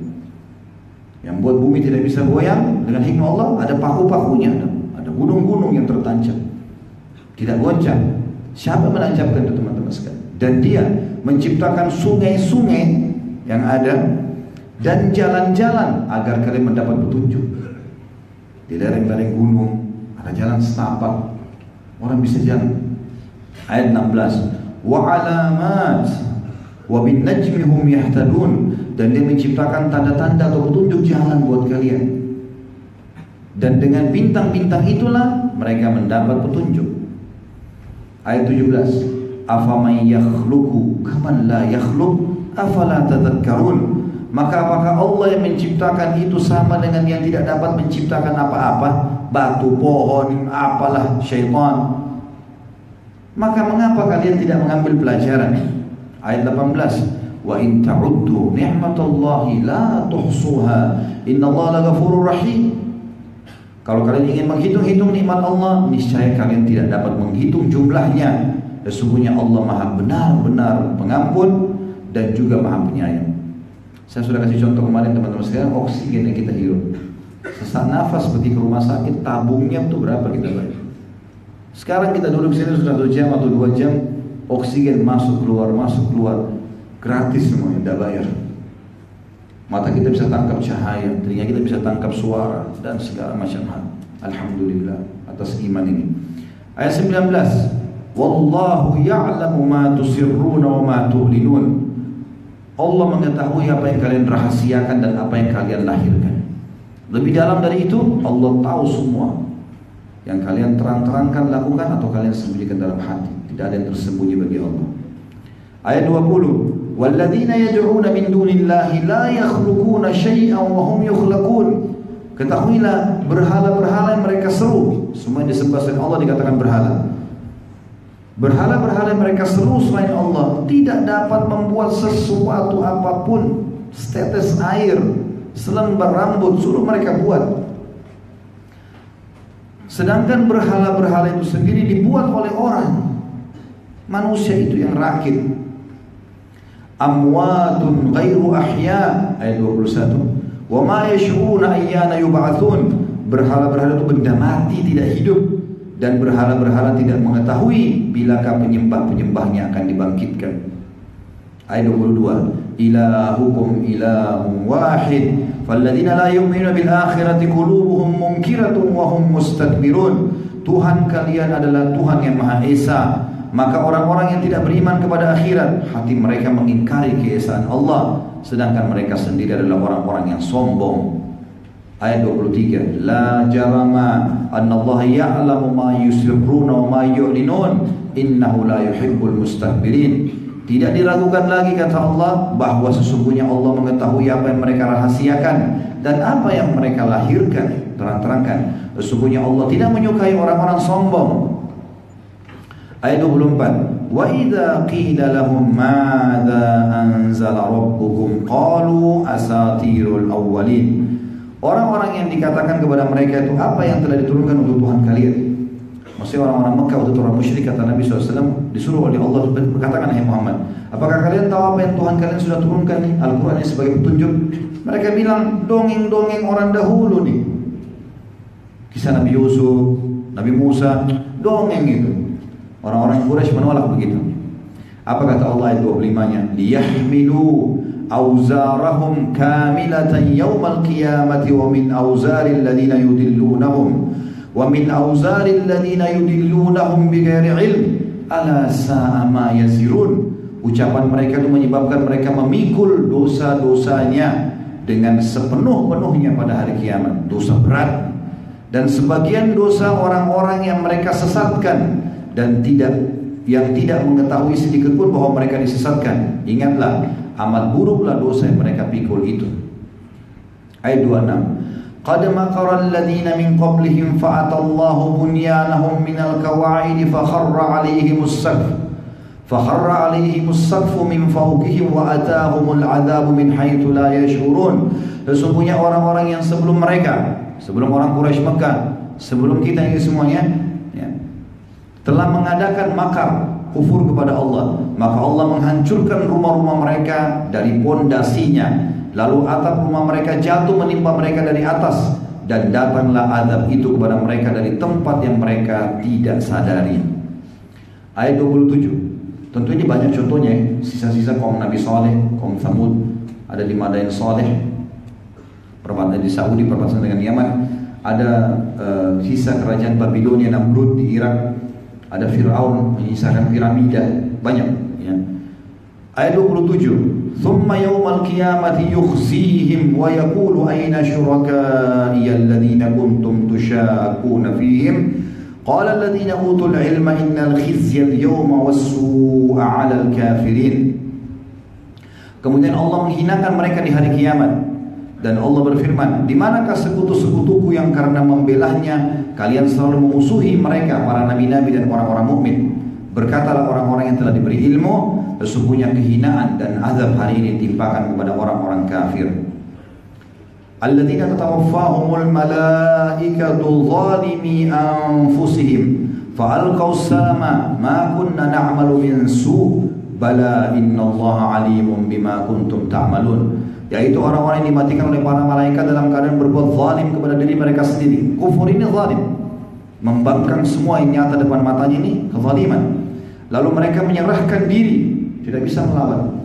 Walaupun seorang bodyguard ya, binaragawan, ahli bela diri mati, Bruce Lee mati,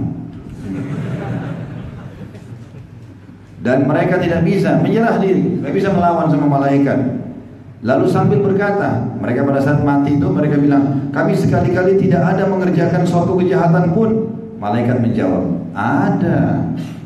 Kalian mau sembunyi? Ada. Sesungguhnya Allah Maha mengetahui apa yang telah kalian kerjakan. Ayat 29, fadkhulu abwaaba jahannam khalidina fiha falabisa mathwal mutakabbirin. Hari ini hari kiamat, masukilah pintu-pintu neraka Jahannam. Kalian kekal di dalamnya, maka amat buruklah tempat orang-orang yang menyombongkan diri itu.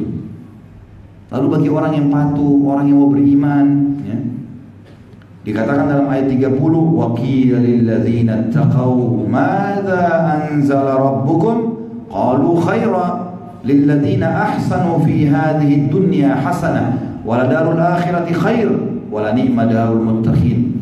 Dan dikatakan kepada orang yang bertakwa, apakah yang telah diturunkan oleh Tuhan kalian? Mereka menjawab, ada gak wahyu yang turun? Mereka bilang, ada. Allah telah menurunkan kebaikan, panduan hidup. Kami jadi tahu mana halal, mana haram, mana boleh dari makanan, mana tidak boleh, mana minuman yang boleh, mana tidak boleh, pergaulan, pendapatan. Kami jadi tahu semuanya, kebaikan. Orang-orang yang berbuat baik karena patuh sama Allah di dunia, mereka mendapatkan pembalasan yang baik. Dan sesungguhnya kampung akhirat itu lebih baik, dan itulah sebaik-baik tempat bagi orang yang bertakwa. Ayat 31, Jannatu adnin yadkhulunaha tajri min tahtiha al-anhar lahum fiha ma yasha'un kadzalika yajzillahu al-muttaqin. Perhatikan akhir ayat ini, bahasan kita juga muttaqin, ya, takwa, yaitu surga Aden, satu nama surga yang mereka masuk ke dalamnya, mengalir di bawahnya sungai-sungai. Di dalam sungai itu mereka mendapat segala apa yang mereka kehendaki. Demikianlah Allah memberikan balasan kepada orang-orang yang bertakwa. Ayat 32, Alladzina tatawaffahumul malaikatu thayyibina yaquluna salamun alaikum udkhulul jannata bima kuntum ta'malun. Yaitu orang-orang yang diwafatkan dalam keadaan baik oleh para malaikat dengan mengatakan kepada mereka, salamun alaikum, keselamatan buat kalian, kebahagiaan. Masuklah kalian ke dalam surga itu disebabkan dengan apa yang kalian kerjakan. Terakhir teman-teman, kita tutup dengan ayat 33. Tentu masih panjang ayat ini. Saya cuma membuka pintu agar antum terbiasa mentadaburi ayat. Lihat ayat demi ayat luar biasa berbicara dengan akal dan hati kita. Hal yang turuna illa an ta'tiyahumul malaikatu aw ya'tiya amru rabbik kadzalika fa'ala alladziina min qablihim wa ma zalamahumullahu walakin kanu anfusahum yadhlimun. Tidak ada yang mereka tunggu-tunggu tuh orang kafir selain dari datangnya para malaikat kepada mereka pada saat mau cabut ruh, atau datangnya perintah Tuhanmu, maksudnya azab yang menyiksa mereka. Demikianlah yang telah diperbuat oleh orang-orang kafir sebelum mereka, dan Allah tidak menganiaya mereka, akan tapi mereka lah yang selalu menganiaya diri mereka sendiri. Tentu ayat ini agung sekali teman-teman sekalian. Kalau kita lanjutkan, semuanya luar biasa. Tapi teman-teman sekalian, kenapa kita tidak mau beriman? Kenapa kita tidak masih mau beriman? Kenapa kita masih mau mungkiri? Karena akibat orang yang beriman dari para nabi-nabi, orang-orang soleh sebelum kita, bagaimana mereka dapatkan kebahagiaan di dunia, begitu kita akan dapatkan. Bagaimana mereka masuk surga, mereka juga kita akan dapat juga. Bagaimana kesudahan orang-orang kafir sudah jelas. Harta pun mereka kumpulkan habis semua di dunia, dan di akhirat mereka masuk neraka. Kita ikut ini, kita akan sama dengan mereka. Kita harus menentukan jalan kita yang benar dan bersyukurlah menjadi orang-orang yang beriman. Al-Quran punya 114 surah. Ini baru satu surah dan baru 33 ayat dari 128 ayat. Belum kita baca semuanya. Semuanya teman-teman bertubi-tubi Allah memperkenalkan dirinya, mengingatkan hati-hati, jangan, sudah ada sebelum kalian, tinggal patuh. Kalau orang beriman sama Allah teman-teman sekalian, tidak makan, tidak minum, ya, tidak bisa tidur, nggak bisa berpakaian, nggak bisa berprestasi di dunia. Orang kafir Allah kasih semua, mungkin masih agak sulit orang beriman. Enggak, orang beriman bahagia kok. Dan ini tema kita yang kita sampaikan waktu awal pertemuan, indahnya menjadi orang soleh. Janji Allah terbuka. Dan terlihat dalam kehidupan para nabi-nabi. Saya katakan, di kehidupan Nabi SAW juga para sahabat ridwanullahi alaihim yang terpaparkan panjang lebar. Saya juga jadikan contoh-contoh semalam dari statement-statement mereka, motivasi untuk jadi sukses. Islam tidak larang kita menjadi kaya raya, menjadi pintar, menjadi kejar prestasi tertinggi, silahkan. Yang penting halal. Allah tidak pernah larang, bahkan disuruh kita berprestasi. Jadi orang beriman di dunia bahagia, di akhirat juga bahagia. Dan Allah kalau menghalalkan sesuatu teman-teman, Allah juga kasih haram, tapi haram selalu lebih sedikit. Saya udah kasih contoh itu kan, kalau babi haram, Allah kasih ayam, kambing, sapi, kuda, kelinci, semua hewan di air, banyak gantinya. Jadi Allah bukain, jadi haram itu sedikit. Sama juga perbuatan-perbuatan haram ya, banyak sedikit sekali sebenarnya. Cobaan-cobaan juga tidak banyak. Sekarang teman-teman, mana lebih banyak selama antum hidup yang hadir di sini? Sehat atau sakit? Lihat rumah sakit di pinggir jalan, mana lebih banyak? Pasien di rumah sakit atau orang yang jalan di pinggir jalan? Orang pinggir jalan. Ruangan rumah sakit berapa kamar kan gitu. Jadi sebenarnya cobaan pun yang Allah kasih itu lebih sedikit daripada nikmat. Nikmat banyak. Banyak. Mana lebih banyak teman-teman? Mana lebih banyak kita lapar atau kita kenyang? Sekarang kita lapar sedikit, makan selesai. Sekian jam kita nggak lapar. Lebih banyak kita tidak haus daripada kita haus. Lebih banyak kita sehat daripada kita sakit. Lebih banyak nikmat Allah. Jadi orang beriman itu enak kok sebenarnya. Dan kalau kita juga ada cobaan, kita diajarkan caranya untuk keluar. Ada sabar. Nanti kita bahas di potongan definisi yang ketiga itu. Baik, tentu poin ini teman-teman memang saya agak panjang menjelaskan karena saya ingin sekali menanamkan dalam diri saya tentu yang pertama baru teman-teman sekalian tentang masalah pentingnya tauhid. Itu kebahagiaan yang luar biasa mengenal Tuhan kita itu. Saya sedikit menambahkan di sini. Kan judul kita definisinya al-khawfu minal jalil. Potongan pertama tadi, takut kepada Allah. Bagaimana memunculkan rasa takut kepada Allah teman-teman sementara Allah tidak kelihatan? Ya kita memahami tentang hakikat la ilaha illallah tadi. Ternyata semua selain Allah makhluk. Tidak perlu takut sama mereka, tidak perlu bergantung sama mereka, tidak perlu cinta sama mereka. Ya sebatas kalau Allah suruh kita cintai, kita cintai. Allah larang semua karena Allah. Kita patuh kepada perintah sang pencipta Allah. Nanti akan banyak contoh-contoh. Baik. Ada satu makhluk Allah namanya syaitan. Siapa syaitan ini teman-teman sekalian? Alam jin sama dengan alam manusia ini kan induk istilah ya. Di bawah jin sama di bawah manusia ini ada yang beriman. Ada orang manusia yang beriman, ada jin yang beriman. Di surah jin, surah nomor 72 Allah menceritakan tentang 10 ayat pertama masalah jin beriman itu. Jin beriman sama manusia beriman tidak akan interaksi. Karena memang dalam agama tidak dibolehkan. Makanya tidak pernah ada jin yang datang salaman sama kita, ngajak ngobrol, ngajak nikah, kan? Kalau jin beriman tidak ada. Dan dari 124.000 nabi, diantaranya 313 rasul sebagaimana dalam hadis sahih riwayat Hakim dalam kitab Mustadrak diriwayatkan, itu semuanya manusia, nggak ada jin. Jin itu cuma ikut kita. Jadi manusia itu di atasnya. Makanya Allah mengatakan fi ahsani taqwim, paling sempurna makhluk Allah manusia. Di kalangan manusia ada fasik. Di jin juga ada fasik. Siapa itu fasik? Muslim tapi masih banyak dosanya.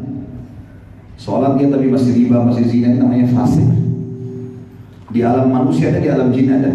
Ada lagi golongan ketiga kafir. Ada manusia kafir, ada jin kafir. Di alam jin teman-teman, yang fasik sama kafir namanya syaitan. Namanya syaitan. Jadi bukan semua jin itu syaitan, bukan. Jin itu ada jin beriman. Dan jin beriman ini di alam jin ada dakwah, ada jihad. Iblis itu kalau dia bukan minta sama Allah supaya dipanjangkan umurnya sampai hari kiamat, sudah lama dibunuh sama jin beriman. Antum baca 10 ayat pertama surah jin. Bahkan jin-jin mukmin mengatakan wa kana yaqulu safihuna 'ala Allahi syatata, dan orang bodoh di antara kami, maksudnya iblis, telah berkata dusta tentang Allah. Jadi jin beriman itu sudah marah sama iblis. Mereka berdusta itu, menyampaikan kalau Allah punya anak, mengaku sebagai Tuhan. Seperti itulah syaitan ini teman-teman, yang dipimpin oleh iblis. Allah mengatakan kana minal jinni fa fasakha an amri rabbi. Iblis dari golongan jin dan dia fasik terhadap perintah Tuhannya. Ada istilah fasik tadi, maka masuk dalam kategori syaitan. Mereka berusaha menyesatkan manusia. Yang paling pertama dari kalimat tauhid tadi. Syaitan teman-teman masuk ke manusia untuk merusak tauhidnya dari banyak pintu, tapi intunya ada dua: takut dan marah. Takut dan marah. Saya mulai dulu dari marah, karena ini bukan jadi inti bahasan. Saya mau masuk yang takutnya. Pernah ada dua sahabat dalam hadis Bukhari Muslim, teman-teman sekalian, lagi bertengkar di masjid, ribut, bertengkar mulut sampai wajah mereka memerah. Nabi SAW lihat, dengar suara mereka. Kata beliau, demi zat yang jiwaku dalam genggaman emosi demi Allah, aku tahu kalimat kalau mereka ucapkan, maka marahnya akan reda. Seorang sahabat samping Nabi bilang, apa itu ya Rasulullah? Kalau mereka baca A'udzubillahi sambil alim minasyaitonir rajim, aku berlindung kepada Allah dari Allah yang Maha mendengar dan Maha mengetahui dari syaitan yang terajam. Ar-rajim maknanya terajam. Terjemahan kita kan terkutuk ya. Semestinya di betul terajam. Apa itu terajam? Seperti banyak ayat yang menjelaskan. Mereka dipanah dengan panah-panah api dari bintang-bintang.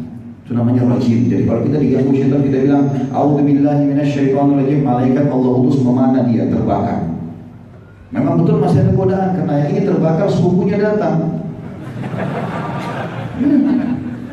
Kan kata Nabi SAW, syaitan mengalir dalam tubuh manusia sebagai mengalirnya darah.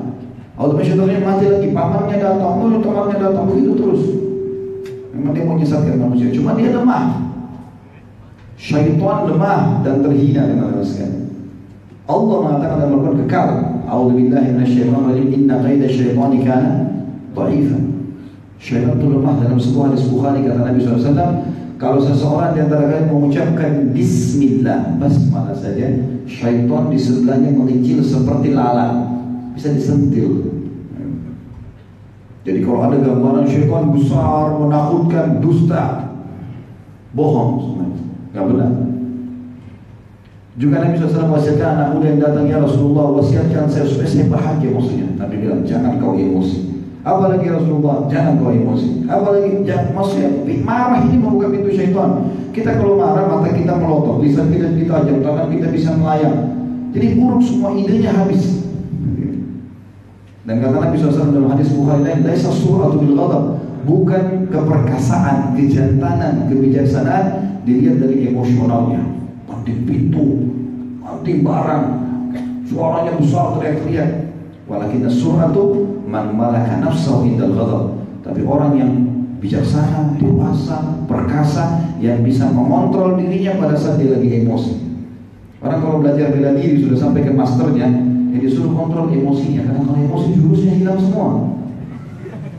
Yang suka cari-cari gara-gara di jalan itu orang yang baru belajar 2-3 jurus mau praktek. Kita masuk ke pintu yang kedua. Ini saya tidak terlalu panjang bahas. Ini yang saya titip belakang, rasa takut teman-teman. Syaitan paling suka masukkan rasa takut dalam diri manusia.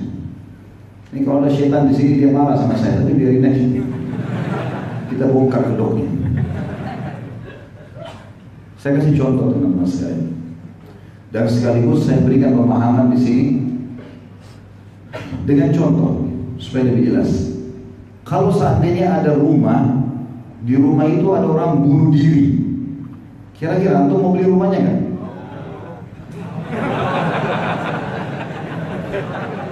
Masya Allah. Anggaplah mayoritasnya. Maaf, ikhwah yang minum tolong tangan kanan ya, jangan lupa. Jadi kalau ada rumah, umumnya saya bicara masalah jemaah saya deh. Di sini masya Allah ada yang mau beli bagus.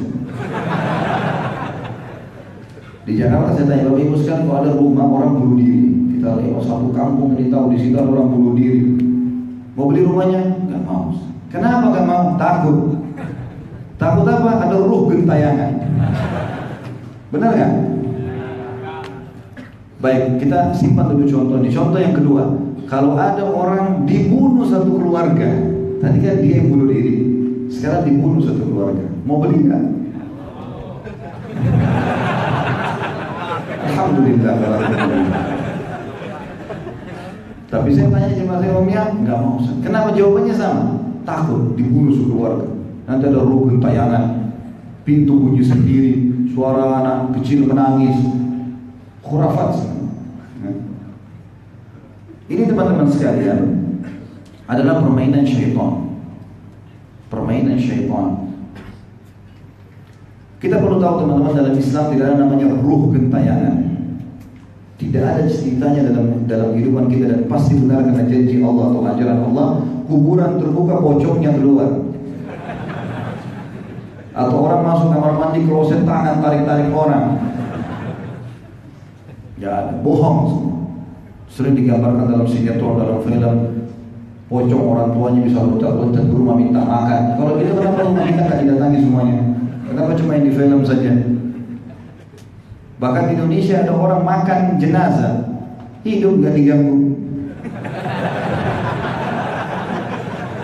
Berapa banyak di seluruh dunia preman-preman banyak bunuh orang hidup. Berapa banyak orang tidur menjaga kuburan di kuburan. Di Jakarta Selatan ada sering saya lewatin kuburan. Saya pernah lewat di bagian dalam, ada sudah beranak pianak menjaga kuburannya di situ. Sama anak-anak kecilnya main-main di situ. Tidur di sebelah kuburan. Nah itu faktanya, gitu kan? Jadi teman-teman sekalian, tidak ada semua itu. Itu permainan syaitan. Kalau kita lewat di rumah tadi yang bunuh diri itu, orang bunuh diri. Begitu kita lewat misalnya pagarnya 10 meter nih. Begitu kita lewat, syaitan di situ semua berumuri kita. Bisik-bisikin. Itu yang bunuh diri, perempuan, matanya belalak, rambutnya panjang, darah dari hidungnya, ditakut-takuti. Kalau kita takut, kita lihat ke sana, kelihatan benar itu. Apa yang kita bayangkan tadi, permainan syaitan. Kalau teman kita di sebelah kita tanya, kamu lihat gak? Enggak, saya nggak lihat. Karena dia tidak takut. Atau kalau dia bayangkan nenek-nenek yang dia lihat. Atau orang bayangkan khurafat, di sini ada badan kuda kepala manusia. Bohong, tidak pernah dalam sejarah manusia. Secara ilmiah, secara wahyu nggak ada kuda badannya kepalanya manusia, nggak ada. Tapi dibuat khurafat, kebohongan. Orang percaya, gitu kan? Semuanya tidak benar, teman-teman. Permainan syaitan. Surah Jin menjelaskan kepada kita masalah itu. Orang-orang Quraisy, sebab turunnya 10 ayat pertama itu, orang-orang Quraisy dulu kalau mengadakan perjalanan di masa jahiliyah, mereka lagi pergi kemana gitu ya, safar. Kalau mereka istirahat di sebuah lembah, kemudian tancapkan kemah, sebelum tidur, tanpa sebab ini, pemimpin kafilahnya mengambil setengah bekal makanan. Dia datang ke tengah-tengah lembah, lalu dia bilang apa? Wahai penjaga lembah, jangan ganggu kami ya, ini setengah bekal kami. Padahal lembah itu dijaga oleh malaikat. Semua ini teman-teman yang jalankan ini sistem pengaturan air, udara, pergantian siang malam, bintang-bintang, populasi manusia, hewan, tumbuhan, ini malaikat semua. Antum baca surah 77 dan 79 dalam Al-Quran, An-Nazi'at dan Al-Mursalat, yang menjelaskan kepada kita tentang masalah fungsi-fungsi malaikat. Mereka mengatur gunung-gunung, air, malaikat semua. Tidak ada. Syaitan ini cuma seperti serangga yang menyebar, mampu mengganggu. Kita tinggal usir saja sebenarnya. Yang terjadi, Allah mengatakan fazaduhum rahaqa. Maka syaitan-syaitan di sekitar lembah itu makin mengerjain mereka. Jadi makin takut, makin mengerjain. Atau kalau lewat merinding, berhenti. A'udzubillahi minasyaitonirrajim. Takut satu tempat, datang di tempat itu. Besok sudah nggak ada itu. Lari syaitan. Tidak ada cerita nanti keluar makhluk besar cekik, bohong. Dusta.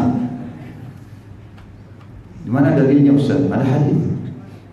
Nggak ada lagi orang mati keluar, teman-teman sekalian. Hadis Bukhari. Kata Nabi SAW, waktu beliau mengantar jenazah seorang sahabat, beliau berkata, ketahuilah, kalau orang beriman meninggal dunia, orang beriman itu teman-teman sudah menggabungkan rukun Islam dan rukun iman, sudah mengerjakan ibadah secara fisik, ya, sholatnya, zakatnya, puasanya, hajinya, diikuti dengan 6 rukun iman. Dia tahu Allah ada, malaikat ada, kitab-kitab ada, Rasul-Rasul ada, hari kiamat pasti akan ada, takdir semua Allah sudah tentukan.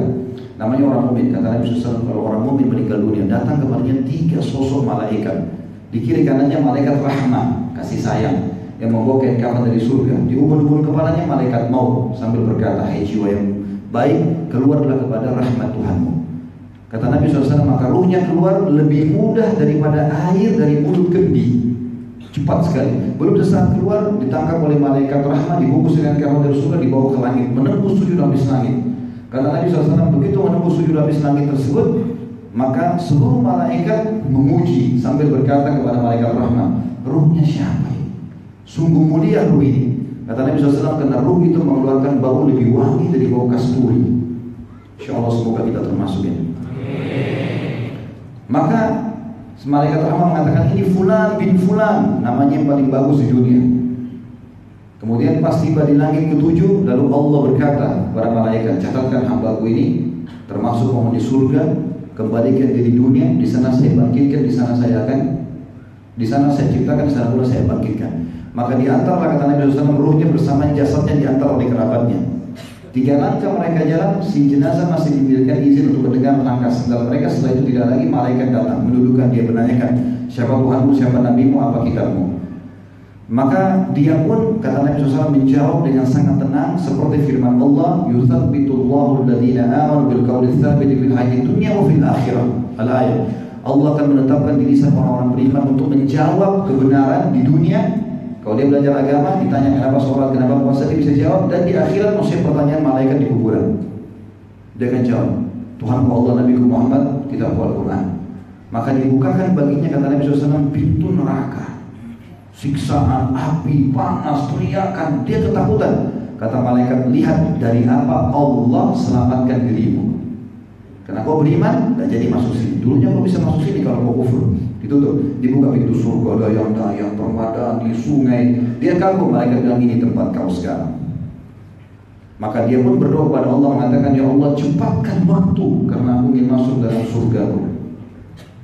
Kemudian datang di sebelahnya, kata Nabi SAW, orang yang tampan, bajunya bersih, wangi, saking sempurna. Dia bilang, siapa kamu ini? Sungguh sempurna ciptaan Allah pada dirimu. Dia bilang, saya amal salehmu yang akan menemani kau sampai hari kiamat. Lalu Allah berfirman kepada para malaikat, bentangkan kuburan hambaku ini seluas pandangan matanya dan bukakan jalannya ke surganya setiap pagi dan petang. Maka jadilah kuburannya taman dari taman surga. Kata Nabi SAW sebaliknya, kalau orang fasik dan orang kafir, siapa fasik tadi?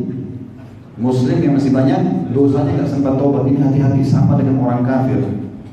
Kata Nabi SAW, kalau fasik atau kafir datang kepadanya 3 sosok malaikat, 2 malaikat azab penyiksa di kiri kanannya, bawa kain kafan dari neraka, dan 1 malaikat maut diulur-ulur kepalanya sambil berkata, hai jiwa yang busuk, keluarlah kepada murka Tuhanmu.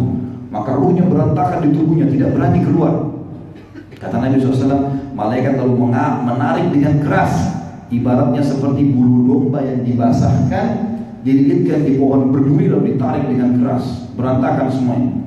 Belum sesaat keluar ditangkap oleh malaikat azab, dibungkus dengan kekerasan dari neraka. Begitu naik ke langit, baru di langit pertama, penjaga pintu langit pertama bertanya kepada malaikat azab penyiksa, siapa ini? Maka mereka bilang, ini fulan bin fulan, namanya yang paling buruk di dunia. Kata malaikat-malaikat itu, semoga Allah tidak kuat lewat di sisi kami. Kenapa? Karena kata Nabi SAW, ruh itu mengeluarkan bau lebih busuk daripada bau bangkai. Na'udzubillah. Teman-teman, ini wahyu penyampaian Nabi SAW. Kita akan lihat dengan mata kepala kita, tidak ada keraguan dengan masalah itu. Maka setelah itu Allah berfirman, catatkan hamba-Ku termasuk penghuni neraka, kembalikan di dunia, di sana saya ciptakan, di sana pula saya bangkitkan. Dikembalikan bersama jasadnya diantar oleh kerabatnya. Begitu masuk di yang lahat, teman-teman sekalian, 3 langkah pengantar dia masih bisa dengar sendalnya. Setelah itu malaikat dudukkan, tanya, siapa Tuhanmu, siapa Nabimu, apa kitabmu. Maka dia menjawab, innama aqulu kama kana yaqulun nas. Saya nggak tahu dulu, saya cuma ikut-ikut orang bilang apa. Bayangkan, muslim tapi fasik, begini jawabannya. Biar antum hafal mati Tuhanku Allah, Nabi Muhammad, kitab Al-Quran, tidak bisa jawab. Na'udzubillah. Lalu kemudian dibukakan baginya pintu surga. Bayang-bayang, permadani, nikmat, dia kagum. Mereka bilang apa? Lihat dari apa kamu haramkan dirimu sendiri. Siapa bisa masuk sini? Kamu yang tidak mau. Ditutup, dibuka pintu neraka, siksa, ini tempat kau sekarang. Maka dia berdoa mengatakan, ya Allah, jangan engkau cepatkan waktu, karena aku tidak ingin masuk ke neraka. Sebelahnya datang orang buruk tampangnya, menakutkan, bau badannya gak enak. Kemudian orang ini bilang, siapa kamu yang sungguh buruk ciptaan Allah pada dirimu, pergi dari saya.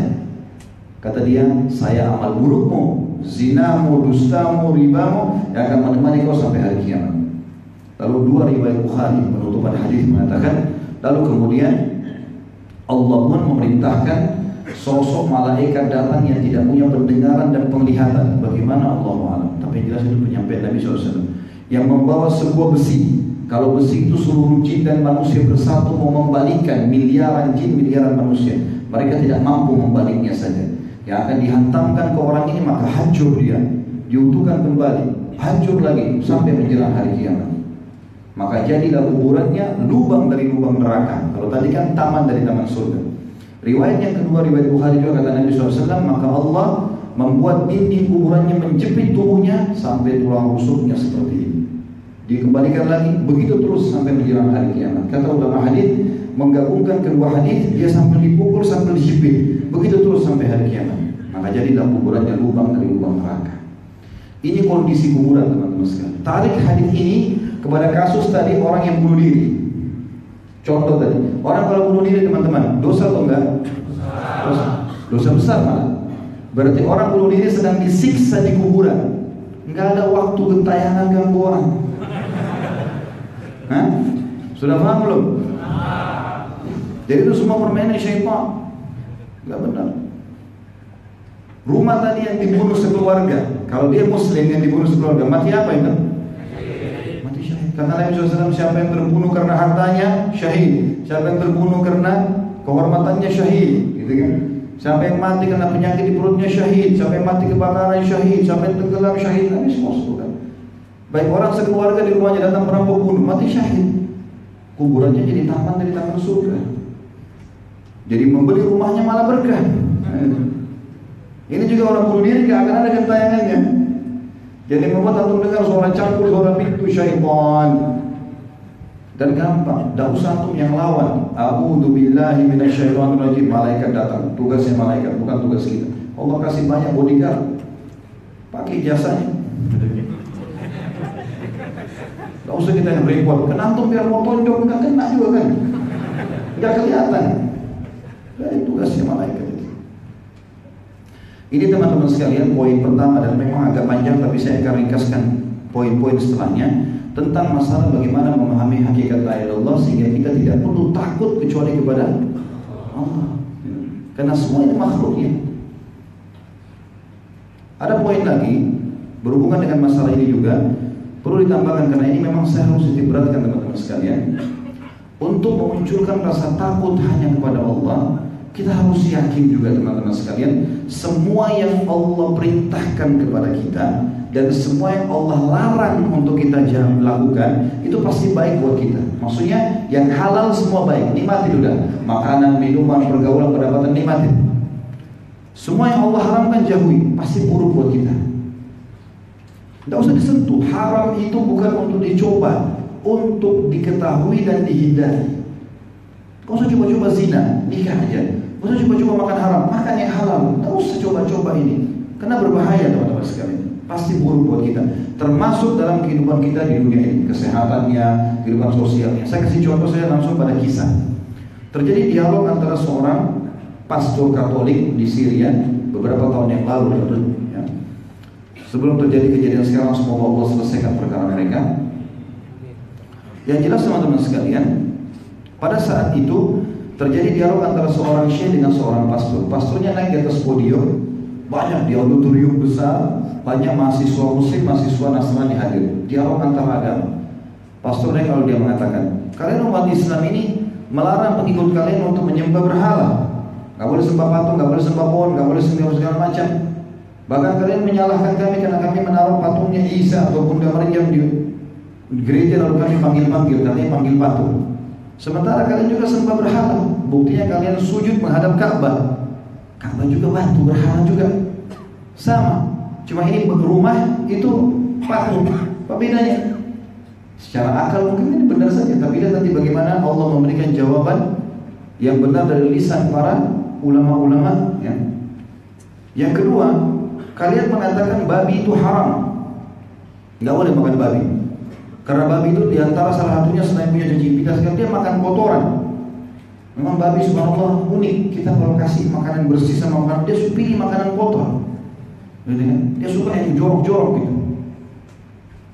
Kemudian kalian bilang itu kena makan kotoran diantaranya. Baik, saya akan buat peternakan babi terbesar di Eropa. Saya berikan minumannya susu, makanannya daging. Selesai. Enggak ada penyebab haramnya. Sementara kalian makan ayam, ayam juga makan kotoran. Secara akal bisa saja benar. Subhanallah, Allah selalu menyiapkan jawaban membela agamanya dari lisan orang-orang beriman. Syekhnya langsung berdiri di kursinya, Karena sudah 2 pertanyaan tadi. Saya bilang, saya minta pastor nggak usah turun dari podium, di situ saja. Saya jawab di sini. Maksudnya kepada audiens Muslim, nggak usah khawatir, ini gampang dijawab. Tidak perlu saya naik ke podium, dari sini saya jawab. Kalau pertama Anda mengatakan kami menyembah berhala, itu pemahaman yang fatal sekali salah. Karena kami nggak pernah menyembah Ka'bah, kami nggak cuma berberhala. Kami sujud menghadap Ka'bah karena ada perintah Tuhan kami. Kalau perintah Tuhan kami ke laut, kami ke laut, ke pohon, kami ke pohon. Dan kalian tahu siapa itu Allah. Jelas. Ka'bah kalau rusak direnovasi, perbaiki. Simbol rumahnya Allah. Bukan untuk kita sembah Ka'bahnya, tapi sembah pencipta yang telah memerintahkan kita untuk itu, kan gitu. Terjawablah masalah ini teman-teman sekalian. Ya. Dan ini juga perlu kita perbaiki beberapa pemahaman teman-teman kita di Indonesia. Kalau Ka'bah itu kita muliakan, kita sucikan, iya kiblat kita bela hidup mati untuknya, karena Allah menyuruh kita memuliakan. Tapi jangan melampaui batas. Nggak usah gunting kiswahnya untuk dibawa pulang. Kiswah itu dibuat oleh kerajaan Saudi untuk memperindah Ka'bah. Untuk apa digunting gitu kan? Sampai ada orang kita kemarin, ada orang mungkin gunting sedikit, dia gunting besar, di penjara. Kan untuk apa gitu? Berkahnya Ka'bah adalah kita sujud, kita berdoa di situ. Sampai Hajar Aswad pun teman-teman sekalian. Apa kata Umar bin Khattab, sahabat mulia yang faham tentang masalah tauhid. Orangnya tinggi besar. Umar bin Khattab itu kalau duduk di atas kuda kakinya sampai di tanah 2 meter.